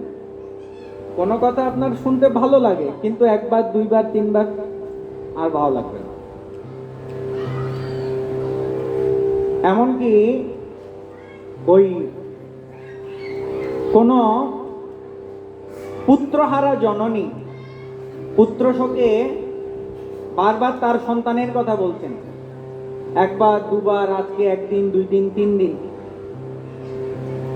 মা যখন তার এই মৃত সন্তানের কথা ওই পুনঃ পুনঃ বলতেই থাকবে, বলতেই থাকবে, লোকে কি বলবে? বলবে আহা, মহিলাটা পুত্র শোকে পাগলিনী হয়ে গেছে। লোকে পাগল বলবে, পুত্র শোকে শোকে পাগল হয়ে গেছে। তাহলে লোকে আপনাকে ওই এই জগতের কথা বেশি দিন শুনতে চাইবে না। কিন্তু ভগবানের কথা, ভগবানের লীলা কথা এই কখনো শুনতে গিয়ে মনে হবে না যে না অনেক শুনেছি আর শুনবো না। যার ভগবানের কথাতে এই রুচি হয়েছে বলতে এইটা কখনো তৃপ্তি দিতে পারে না, না অনেক শুনেছি আর শুনবো না। কারণ এই ভগবানের কথা নব নব রসের অনুভূতি হয়। দেখবেন ভগবানের একই লীলা কথা আপনি ওই আজকে শুনেছেন, আজকে একরকম আনন্দ পেয়েছেন, 1 মাস পর যখন সেই লীলার কথা শুনবেন আবার অন্য রকমের আনন্দ পাবেন। বলছি এইটা নব নব রসের অনুভূতি হয়। ভগবান শ্রীকৃষ্ণ নিজেকে লোকচক্ষুর সামনে এমন আচরণ করতেন যেন মনে হয় তিনি সাধারণ মানুষ, গূঢ় কপট মানুষ। এই যে ভগবান অবতীর্ণ হয়েছেন, কৃষ্ণের যতেক খেলা সর্বোত্তম নরলীলা, নরবপু তাহার স্বরূপ। তিনি নরবালক রূপে অবতীর্ণ হয়েছেন। তা তিনি কিন্তু এখন ভগবান নন, তিনি কিন্তু ওই নরবালক। তিনি নররূপে লীলা করছেন। একটা নরবালক যেমন যেমন করে, কৃষ্ণ তাই তাই করছেন। মা খাইয়ে না দিলে কৃষ্ণ খেতে পারে না। এখানে ভগবানের ভগবত্তা তিনি ভুলে গেছেন, কারণ এইখানে যদি ভগবানের ভগবত্তা থাকে তাহলে ভক্তের সঙ্গে ওই যে লীলারস আস্বাদন হবে না। মা যশোদা যদি মনে করে আরে ওই তো ভগবান, তাহলে কি নিজের ওই পুত্রের মতো করে লালন পালন করতে পারবে? ভগবানের তো কোনো কিছুর প্রয়োজন নাই, কিন্তু সেই কৃষ্ণ তিনি ক্ষুধায় কাঁদছেন। মা খাইয়ে না দিলে খেতে পারে না। কখনো মাটি খাচ্ছেন, কখনো ওই ঘরের জিনিস ভেঙে ফেলছেন, একেবারে ওই মনুষ্য বালক যেমন করেন তেমন আচরণ করছেন।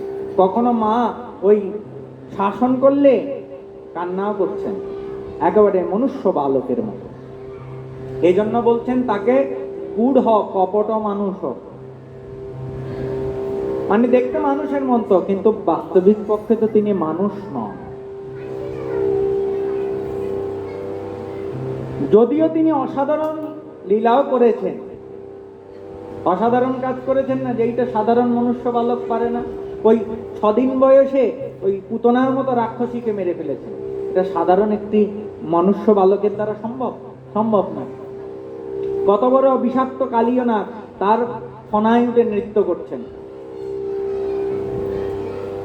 7 ক্রোশ বিস্তৃত গিরিরাজ গোবর্ধন পর্বত 7 দিন ওই 1 আঙুলে ধারণ করেছেন, এটা তো সাধারণ মনুষ্য বালকের দ্বারা সম্ভব নয়। তিনি অসাধারণ আচরণও করেছেন, কিন্তু তথাপি ওই তিনি লোকচক্ষুর সামনে এমন আচরণ যেন সাধারণ মানুষ।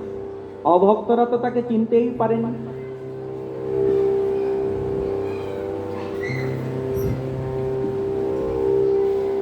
তা কলিযুগ আগত জেনে এই বিষ্ণু ক্ষেত্রে নৈমিষারণ্যে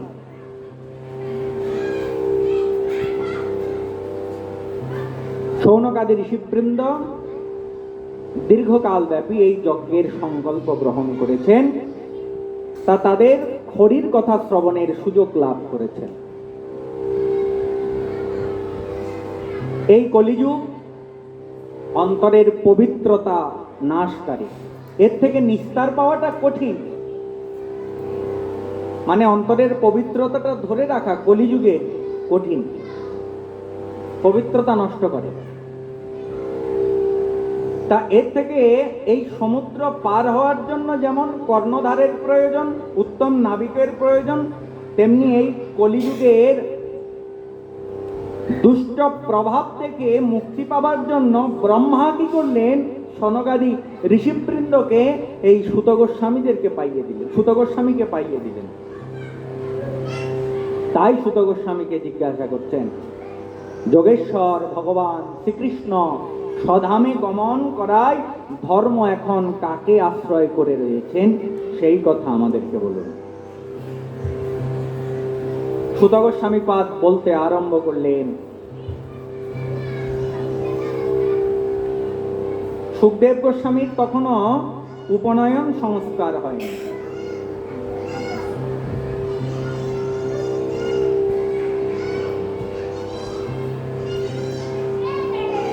সন্তান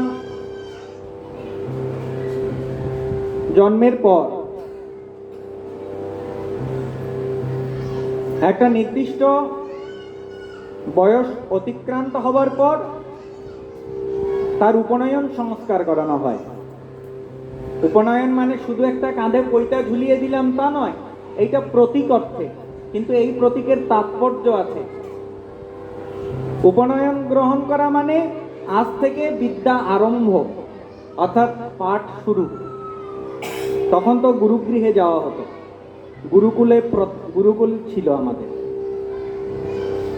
সন্তান গুরুকুলে যেত, ওইখানে বিদ্যালাভ আরম্ভ হতো, ব্রহ্মচর্যকাল আরম্ভ যেটাকে বলে।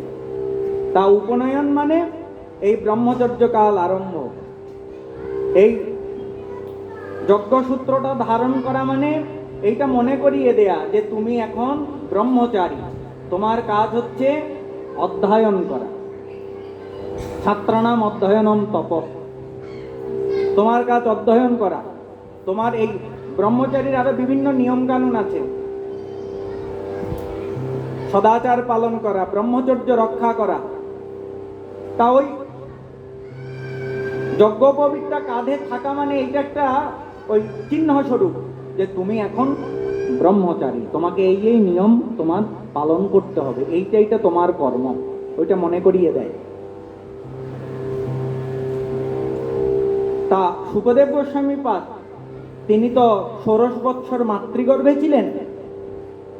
মাতৃগর্ভ থেকে তিনি ভূমিষ্ঠ হচ্ছিলেন না, কারণ তিনি আজকে বাচ্চারা কোথায়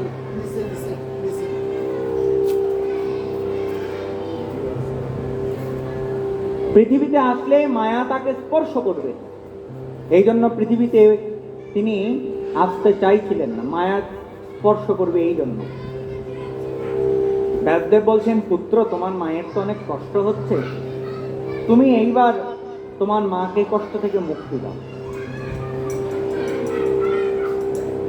বলতে আমি কথা দিচ্ছি তোমাকে মায়া স্পর্শ করবে না, তুমি মাতৃগর্ভ থেকে বের হও।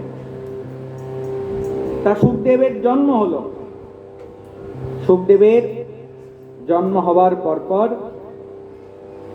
১৬ বৎসীয় বালক তো তিনি চলতে আরম্ভ করলেন। ইয়ম প্রব্রজন্ত মনুপেতমপেত কৃত্যম। তা সুখদেব জন্মের সাথে সাথেই তিনি চলতে আরম্ভ করলেন। কিসের জন্যে? সন্ন্যাস গ্রহণের উদ্দেশ্যে চলে যাচ্ছেন, সংসার ত্যাগ করে। ওই পিতামাতার দিকে তার কোনো লক্ষ্য নেই, কারণ তিনি হচ্ছেন মুক্ত পুরুষ, কারো প্রতি কোনো বন্ধন নেই। চলতে আরম্ভ করেছেন, উপনয়ন সংস্কার হয়নি, কিন্তু কি করলেন? ওই জন্মের পর নারী ছেদন করতে হয়, সুখদেবের নারী ছেদনও হয়নি তখন। তিনি কি করলেন? ওই নারীটাকেই উপনয়নের মতো বাম স্কন্ধে নিয়েই হাঁটতে আরম্ভ করলেন। একলাই চলে যাচ্ছেন, আর পিতা ব্যাসদেব পিছন থেকে ছুটে চলেছেন, হা পুত্র, হা পুত্র। কে কার পুত্র? কারণ তার তো মায়ার সম্বন্ধ নেই, তিনি চলতে আরম্ভ করলেন। কে কার পুত্র ডাকছেন? পিতা বিরহে কাতর, হে পুত্র, হে পুত্র বলে পিছন পেছন চলতে আরম্ভ করলেন।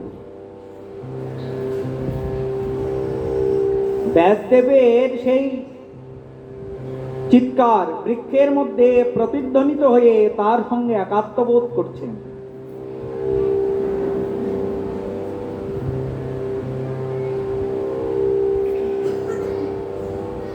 শুকদেব গোস্বামী পাদ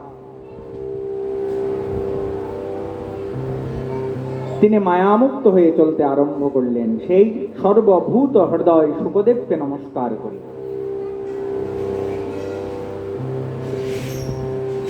এই শ্রীমদ্ ভাগবত ভগবত স্বরূপকে অনুভব করা। ভগবান কেমন, ভগবানের প্রকৃত স্বরূপটা। আমরা ভগবানের একটা রূপ তো দেখি, বিগ্রহ দেখি, দেখা আর অনুভব করার মধ্যে পার্থক্য আছে। আমরা কত কিছুই তো দেখছি,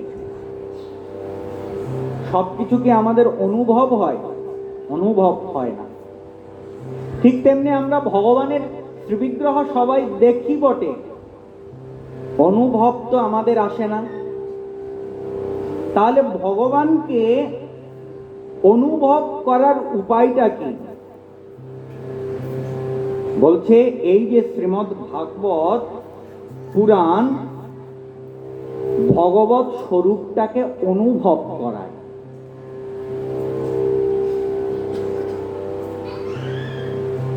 সংসার চক্রে আবদ্ধ জীব অজ্ঞান অন্ধকার থেকে যদি পার হতে চায়, তাহলে এই শ্রীমদ্ ভাগবতকে আশ্রয় করবেন।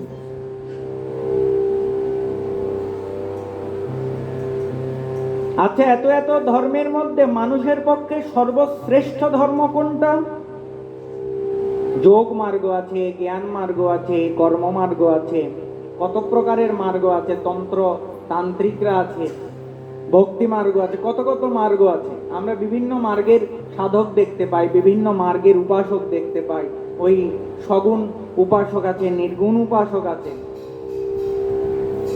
এই যে এত এত লোকে এত এত ধর্ম করছে, বিভিন্ন জন বিভিন্ন ভাবে ধর্ম করছে, প্রত্যেকেই। তা মানুষের পক্ষে সর্বশ্রেষ্ঠ ধর্ম কোনটা? সুধা গোস্বামী পাদ বললেন, মানুষের পক্ষে সেটাই সর্বশ্রেষ্ঠ ধর্ম যে ধর্ম আচরণ করলে শ্রীকৃষ্ণের প্রতি ভক্তি জন্মায়।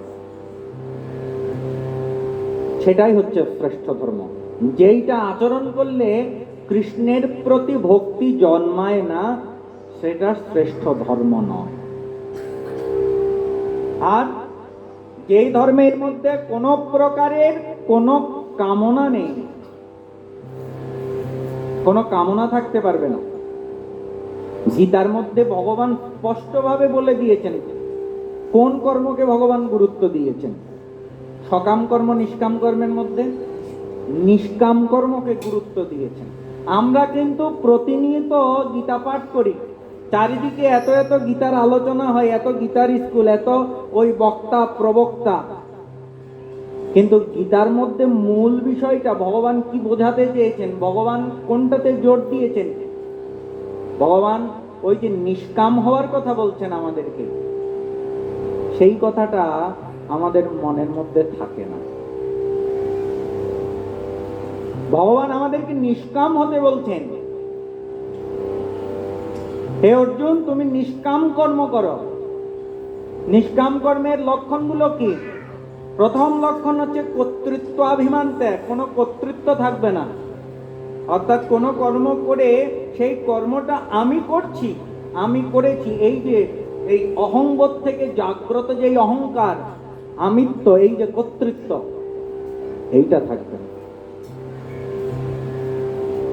তা আমরা কি আমাদের কর্তৃত্ব ত্যাগ করতে পেরেছি? গীতা তো একেবারে শেষ করে ফেলেছি, গীতা পাঠ করতে করতে শেষ। কিন্তু গীতার মধ্যে ভগবান যেটা বলছেন কর্তৃত্ব ত্যাগ করো, কর্তৃত্ব কি ত্যাগ করতে পেরেছি? কর্তৃত্ব অভিমান ত্যাগ। এরপর কর্মফল ত্যাগ। ভগবান বলছেন তুমি কর্ম করে যাও কর্তব্য বোধে। যা আমি চাইলেও কর্ম না করে পারি। অর্জুনকে বললেন না, হে অর্জুন, আমার তো কর্ম করার কোনো প্রয়োজন নেই। ভগবানের কর্ম করার কোনো প্রয়োজন আছে? প্রয়োজন নেই। কিন্তু ভগবানও কর্ম করেছেন। ভগবান অবতীর্ণ হয়ে তিনিও কিন্তু নিজের কর্তব্য কর্ম করে গেছেন। ভগবান বলছেন, হে অর্জুন, যদ যদ আচরতি শ্রেষ্ঠ তত্তদ্দেব তরজনঃ। যে সমাজের মধ্যে শ্রেষ্ঠ শ্রেষ্ঠ ব্যক্তিরা যা আচরণ করেন, সাধারণ মানুষ তা অনুসরণ করেন। হে অর্জুন, আমি যদি কর্ম না করি তাহলে লোকে আমাকে অনুসরণ করবে, আর তারাও কর্ম না করে উচ্ছন্নে যাবে। তাহলে এই জন্য শ্রেষ্ঠ ব্যক্তিগণ কিংবা আমি ওই ভগবান হইও আমার কর্ম করার প্রয়োজন নেই, তবুও আমি কর্ম করি কেন? লোকশিক্ষার্থে, লোককে শিক্ষা দেওয়ার জন্য, নাহলে লোকে কি শিখবে? তাহলে কর্তব্য কর্ম করতে হবে, কিন্তু কর্ম করতে গিয়ে সেই কর্মের ফলের আশা করা যাবে না, ফলাকাঙ্ক্ষা ত্যাগ। আর কর্মফল বলছে ঈশ্বরে সমর্পণ। আমি যা কিছু করছি গোবিন্দ তোমাতে অর্পণ করলাম, আমি কর্তা নই, তুমি আমাকে কৃপা করে করাচ্ছ বলেই আমি করতে পারছি, তুমি আমাকে করার সামর্থ্য দিয়েছ বলেই আমি করছি, না হলে আমার সামর্থ্য কোথায়? তা এই যে নিষ্কাম কর্ম, বলছে এই সর্বশ্রেষ্ঠ ধর্ম, যে কৃষ্ণের প্রতি ভক্তি জন্মায় আর যার মধ্যে কোন রকম কামনা থাকবে না।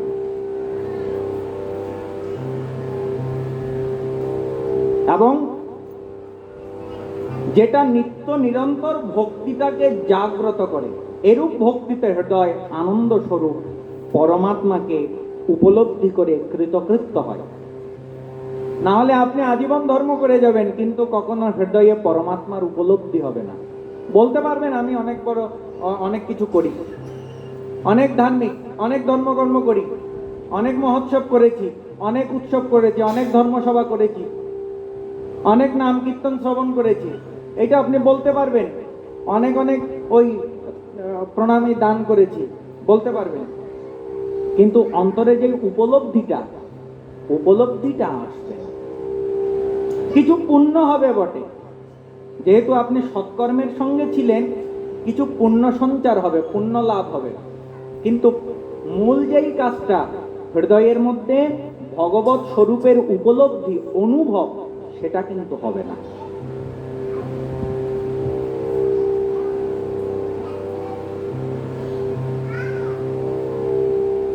আমরা যদি ঠিক ঠিক ধর্ম পালন করে যদি হৃদয়ের মধ্যে ভগবানের লীলা কথার প্রতি অনুরাগ না জন্মায়, তাহলে বুঝতে হবে শ্রম এব হি কেবলম। আমরা অনেক ধর্ম অনুষ্ঠান করলাম, ধর্ম স্বনিষ্ঠিত পুংস বিচক্ষণ কথা তুয় ন উৎপাদয়েৎ যদি রতিম শ্রম এব হি কেবলম। এত এত ধর্ম আচরণ করে যদি হৃদয়ের মধ্যে ভগবানের লীলা কথার প্রতি অনুরাগ না হয়, ভগবানের প্রতি অনুরাগ, প্রেম, ভালোবাসা না আসে, তাহলে বুঝতে হবে যা কিছু করেছি সেগুলো বৃথা শ্রম, পণ্ডশ্রম, কোনো কাজে লাগলো না। কোথাও ওই ভুল রয়ে গেছে, করাটা মনে হয় যথাযথ হয়নি, বৃথাশ্রম করেছে। ধর্মের ফলটা কি? ধর্ম কেন করব? অর্থ লাভের জন্য? না, অর্থ লাভের জন্য ধর্ম নয়। কেউ যদি অর্থ লাভের জন্য ধর্ম করেন কিংবা করতে বলেন, সেইটা এক প্রকারের প্রতারণা। যিনি বলছেন তিনিও প্রতারক, আর যিনি শুনছেন তিনিও প্রতারক।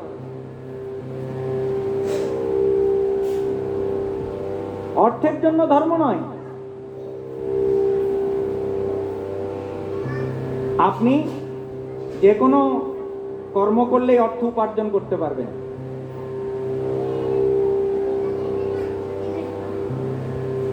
অর্থের জন্য ধর্ম নয়। ধর্ম কিসের জন্য? ধর্মের ফলটা কি? ধর্মের ফলটা হচ্ছে মুক্তি, মোক্ষ লাভ। আর মানব জীবনের উদ্দেশ্যটাই হচ্ছে মোক্ষ লাভ। মানব জীবনের উদ্দেশ্য, আমাদেরকে যদি জিজ্ঞাসা করা হয় আপনার উদ্দেশ্য কি, যেমন এই বাচ্চাদেরকে যদি এখন বলা হয় উদ্দেশ্য কি, ওরা বলবে যে পরীক্ষায় পাস করাটা ওদের এখন উদ্দেশ্য।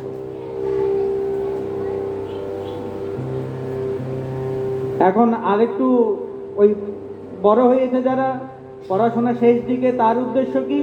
বলছে পড়াশোনাটা শেষ করে একটা ভালো চাকরি পাওয়া উদ্দেশ্য। এবার যে একটা ভালো চাকরি পেয়েছে, তার উদ্দেশ্য কি? বলছে বিয়ে করাটা উদ্দেশ্য। এরপর বিয়ে করা হলো, সংসারও হলো, তারপর উদ্দেশ্য কি? বলছে যার অর্থ নাই তার উদ্দেশ্য আরো অনেক টাকা হবে। এবার যার টাকা পয়সা হয়েছে তার উদ্দেশ্য কি? এবার তার উদ্দেশ্য হচ্ছে টাকা পয়সা তো হলো, এবার একটু সমাজে ওই সম্মান প্রাপ্তি। যার অর্থবিত্ত থাকে সেই অর্থবিত্তগুলো ব্যয় করে একটু সমাজে সম্মান পাওয়ার জন্য, একটু লোকে একটু 10 জনে মান্যগণ্য করবে, একটু সম্মান লাভ হবে, এই সম্মান প্রাপ্তি। তা এইরকম এক একজনের এক এক রকমের উদ্দেশ্য নিয়ে চলাফেরা করছে। তাই এই যে এত কিছু উদ্দেশ্যর ভিড়ে আমাদের মূল উদ্দেশ্যটা কি? কারণ প্রত্যেকটা উদ্দেশ্যই তো জীবনের একটা পর্যায়ে এসে থেমে যাচ্ছে। কারণ যে এক সময় ওই পরীক্ষায় ভালো ফল পাওয়ার জন্য ওই যার উদ্দেশ্য ছিল, সে যখন এখন ওই বড় হয়ে এই সংসার করছে, চাকরি বাকরি করছে, সে উদ্দেশ্য তো তার এখন আর নাই। বা যিনি এখন বৃদ্ধ হয়েছেন, ওনার কি মনে কখনো উদ্দেশ্য আছে যে একটা চাকরি পাবেন বা অনেক টাকা পয়সা ইনকাম করবেন? ওনার তো সেই উদ্দেশ্য না। তাহলে উদ্দেশ্যটা তো আমাদের ওই জীবনের এক একটা পর্যায়ে এসে এক একটা উদ্দেশ্য শেষ হয়েছে, ওখানে শেষ হয়ে যাচ্ছে। এইরকম করতে করতে এক এক সময় এক এক উদ্দেশ্য নিয়ে চলতে চলতে আমাদের মানব জীবনের আয়ু শেষ হয়ে আসছে। শেষ উদ্দেশ্য শ্মশান। তাহলে এই যে মানব জীবনের মধ্যে আমাদের প্রকৃত মনুষ্য জীবনের প্রকৃত উদ্দেশ্যটা কি? আমাদের প্রত্যেকের মূল উদ্দেশ্য হচ্ছে, মানব জীবনের লক্ষ্যই হচ্ছে মোক্ষ লাভ। কারণ অন্যান্য জীব ঈশ্বর সাধন করে মোক্ষ লাভ করতে পারেন না, সেটা একমাত্র মানুষই পারেন। আপনার উদ্দেশ্য যদি থাকে খাওয়া দাওয়া, ভালো খাওয়া দাওয়া, ওই যে কালকে বলছিলাম না, পশু পাখিও খাওয়া দাওয়া করে, তারাও খায়। ভালো ঘুমাবেন একটু, পশু পাখিরাও ঘুমায়, মানুষও ঘুমায়। পশু পাখি বংশ বিস্তার করে, মানুষও বংশ বিস্তার করে। পার্থক্য আছে, হয়তো পদ্ধতিগত পার্থক্য আছে, কিন্তু জিনিস তো এক। তারা খেয়ে যে আনন্দ পায়, আপনি খেয়েও একই তৃপ্তি পান। তারা ঘুমিয়ে ঘুমের যে আনন্দ পায়, আমরা ঘুমিয়ে ওই ঘুমের ওই আনন্দই পাই। পার্থক্য কি? পার্থক্য কি হচ্ছে, ওই মানুষের মধ্যে ধর্মবোধ আছে, এইটা পশু পাখির মধ্যে। তাহলে এই যে মানব জীবনের উদ্দেশ্য হচ্ছে মোক্ষ লাভ, আর মোক্ষ লাভ করতে হলে তাকে ধর্ম আচরণ করতে হবে। তাহলে ধর্মের ফল হচ্ছে মোক্ষ, অর্থ নয়। অর্থ লাভটা ধর্মের উদ্দেশ্য নয়, এটা শাস্ত্রই কথা বলছেন। ধর্মের উদ্দেশ্য মোক্ষ লাভ। তা কেউ যদি বলেন, অর্থের প্রলোভন দেখান যে এইখানে এই করলে আপনার অনেক অর্থ লাভ হবে, মনে করবেন তিনি প্রকৃত ধর্মের কথা আপনাকে বলছেন না, তিনি ধর্ম নিয়ে ব্যবসা করছেন।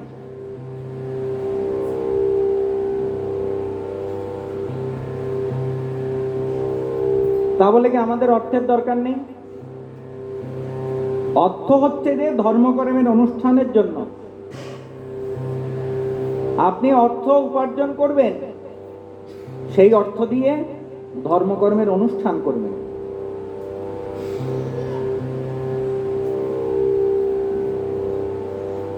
যেমন ইন্দ্রিয় তৃপ্তি, এইটা বিষয় ভোগের ফল নয়। আমি ইন্দ্রিয়কে পরিতৃপ্ত করব, কারণ ইন্দ্রিয় কখনো তৃপ্ত হয় না। জগতে কেউ নিজের ইন্দ্রিয়ের কামনা বাসনা কখনো কেউ পরিতৃপ্ত করতে পারবে না, পারেনি, সম্ভব নয়। ইন্দ্রিয়টাই এমন, ইন্দ্রিয় কখনো কাম চির অতৃপ্ত।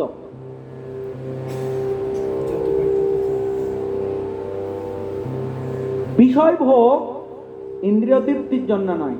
তাহলে আমরা কি বিষয় ভোগ করব না? আমরা বিষয় ভোগ করব। কেন করব? জীবন ধারণের জন্য।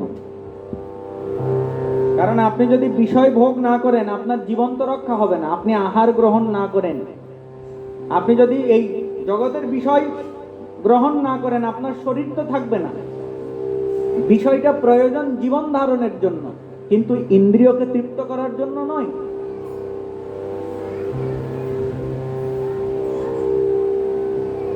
আমরা যতটুকু প্রয়োজন ততটুকু গ্রহণ করে আমাদের জীবন নির্বাহ করব। রঘুনাথ দাস গোস্বামী পাদ তিনি যখন সংসার ত্যাগ করে মহাপ্রভুর কাছে প্রথমে গিয়েছিলেন, তখন রঘুনাথ দাস গোস্বামী পাদ বয়স অতি কম, বালক। আদি সপ্তগ্রামের জমিদার হিরণ্য দাস এবং গোবর্ধন দাস দুই ভাই, তাদের পুত্র হচ্ছে এই রঘুনাথ দাস গোস্বামী। শ্রীমান মহাপ্রভুর পার্শ্বদের মধ্যে আপনারা ওই সরগোস্বামীর নাম শুনেছেন না? জয়রূপ সনাতন ভট্ট রঘুনাথ, শ্রীজীব গোপাল ভট্ট দাস রঘুনাথ, এই রঘুনাথ দাস গোস্বামী আদি সপ্তগ্রামের জমিদার পুত্র। তৎকালীন সময়ে তাদের ওই 12 লক্ষ টাকার জমিদারি, সেই সময়কার, আজ থেকে ওই 450-500 বছর আগেরকার কথা। তখনকার সময়ের 12 লক্ষ তাদের মাসিক ওই বাৎসরিক ইনকাম, জমিদারির ইনকাম 12 লক্ষ টাকা। তাহলে কত বড় জমিদার, মানে এই সময়কার 12 লক্ষ টাকা। তা তিনি যখন মহাপ্রভুর কাছে, সংসারের প্রতি তার ওই কোনো অনুরাগ নেই, মহাপ্রভুর কাছে গেলেন। মহাপ্রভু তখন রঘুনাথ দাস গোস্বামী পাদকে প্রথমবার ফিরিয়ে দিয়েছিলেন। প্রথমবার তিনি সংসার ত্যাগ করে আসতে পারেননি। প্রথমবার যখন এসেছেন তখন বলছে, রঘুনাথ তুমি গৃহে ফিরে যাও। বলছে, মর্কট বৈরাগ্য না করো লোক দেখাইয়া। আমি আজকে ঘড়িটা দেখতে পাচ্ছি না তো, এই জন্য আমার সময়ের দিকে খেয়াল নেই। ওই পর্দাটা দেয়া না, আমাকে পূজারি বলছেন সময় শেষ। সময় শেষ কিনা আমি দেখতে পাচ্ছি না, ওই পর্দাটা দিয়ে রেখেছে। প্রতিদিন আমি পর্দা দেখে, ঘড়ি দেখে শেষ করি।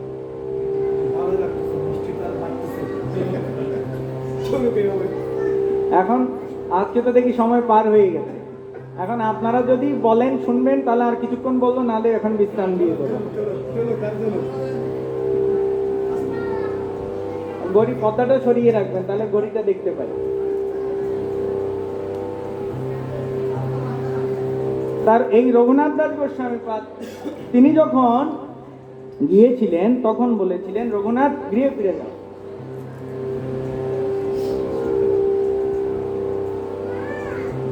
মর্কট বৈরাগ্য না করো লোক দেখাইয়া, যথাযোগ্য বিষয়ভুঞ্জ অনাসক্ত হইয়া। হে রঘুনাথ, তুমি গৃহে ফিরে যাও। বৈরাগ্য, বিরাগ কাকে বলে? সংসারের প্রতি যার অনুরাগ নেই তাকে বলে বৈরাগী, বিরাগ। তা রঘুনাথের মনের মধ্যে সংসারের প্রতি বিরাগ এসেছে। এখন এই বৈরাগ্যটা কয়েক প্রকারের বৈরাগ্য আছে। যুক্ত বৈরাগ্য, ফল্গু বৈরাগ্য, শ্মশান বৈরাগ্য, মর্কট বৈরাগ্য। তাই বৈরাগ্যের কথা আমরা আগামীকাল বলি। আজকে বৃষ্টির দিন, বৃষ্টি পড়ছে, আমার থেকে আবার অনেক দূরে যেতে হবে। আমরা এখানেই বিশ্রাম দিচ্ছি। বলিয়ে শ্রীমদ্ ভাগবত মহাপুরাণ কি জয়। জয় শ্রী রাধে শ্যাম।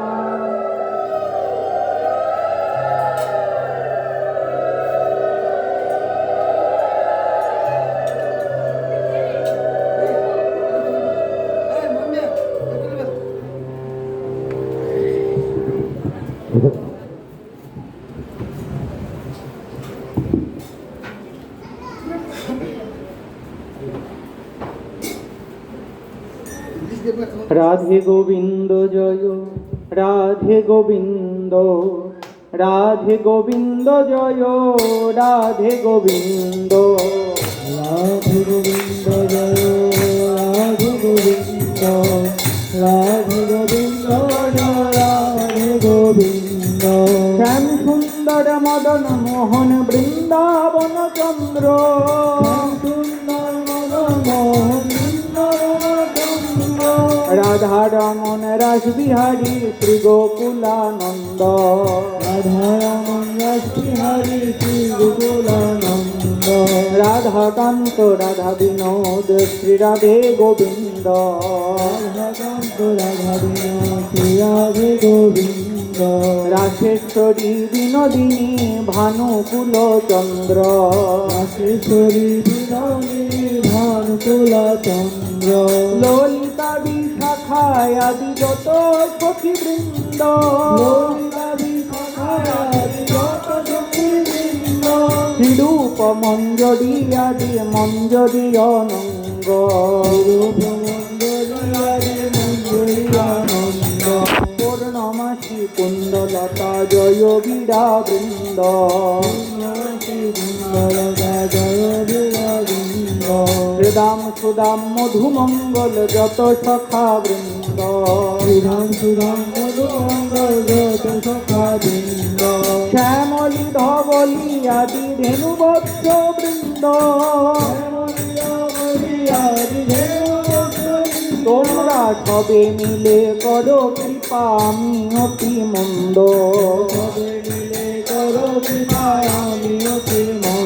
সবে কৃপা করে দাও হে যুগল চরণার বৃন্দ, যেন আকুল প্রাণে গাইতে পারি হারাধে গোবিন্দ,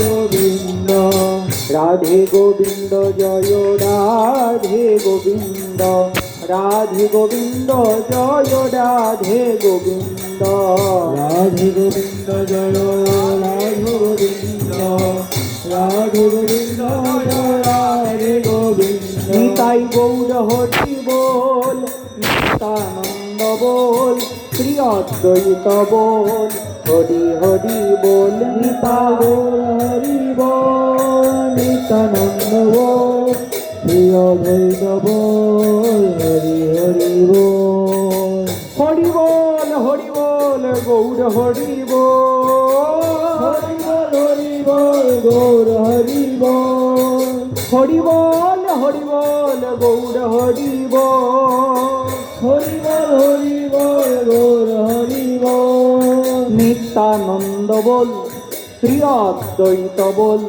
হরি হরি বল, নিতা গৌর হরি বল, নিত্যানন্দ বল, শ্রী অদ্বৈত বল, হরি হরি বল।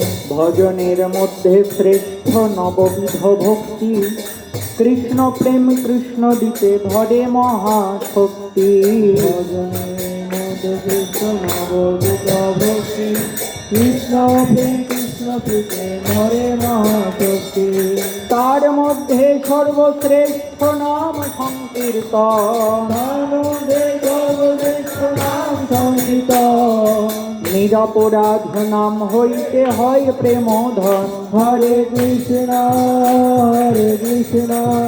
কৃষ্ণ কৃষ্ণ হরে হরে, হরে রাম রাম রাম হরে হরে, হরে কৃষ্ণ কৃষ্ণ কৃষ্ণ হরে হরে, হরে রাম রাম রাম হরে হরে, হরে কৃষ্ণ কৃষ্ণ কৃষ্ণ হরে হরে, হরে রাম রাম রাম হরে হরে, হরে কৃষ্ণ কৃষ্ণ কৃষ্ণ হরে হরে, হরে রাম রাম রাম হরে হরে, হরে কৃষ্ণ কৃষ্ণ কৃষ্ণ হরে হরে, হরে রাম রাম রাম হরে হরে, গৌর হরি বল নিতাই গৌর হরি বল, গৌর হরি বল কৃষ্ণ গৌর হরি বল গৌর হরি বল নিত্যানন্দ বল গৌর হরি বল নিত্যানন্দ বল নিত্যানন্দ বল গৌর অদ্বৈত বল নিত্যানন্দ বল গৌর অদ্বৈত বল অদ্বৈত বল গৌর গদাধর বল অদ্বৈত বল গৌর গদাধর গৌর বল গদাধর বল গৌর শ্রীবাসাদি বল গদাধর বল গৌর শ্রীবাসাদি বল শ্রীবাসাদি বল গৌর ভক্তবৃন্দ বল শ্রীবাসাদি বল গৌর ভক্তবৃন্দ বল গৌর ভক্তবৃন্দ বল হরি হরি বল ভক্তবৃন্দ বল হরি হরি বল প্রেমানন্দে বাহু তুলে গৌর হরি হরি বল প্রেমানন্দে বাহু তুলে গৌর হরি হরি বল ভবজালা দূরে যাবে গৌর হরি হরি বল ভবজলা দূরে যাবে গৌর হরি হরি বল নিরানন্দ দূরে যাবে গৌর হরি হরি বল নিরানন্দ দূরে যাবে গৌর হরি হরি বল প্রেমানন্দের উদয় হবে গৌর হরি হরি বল প্রেমানন্দের উদয় হবে গৌর হরি হরি বল প্রেমানন্দে বাহু তুলে গৌর হরি হরি বল প্রেমানন্দে বাহু তুলে গৌর হরি হরি বল হরি বল হরি বল হরি বল হরি বল হরি বল হরি বল হরি বল হরি বল জয় জয় শ্রী রাধেশ্যাম নিতাই গৌর সীতানাথ প্রেমানন্দে হরি হরি বল।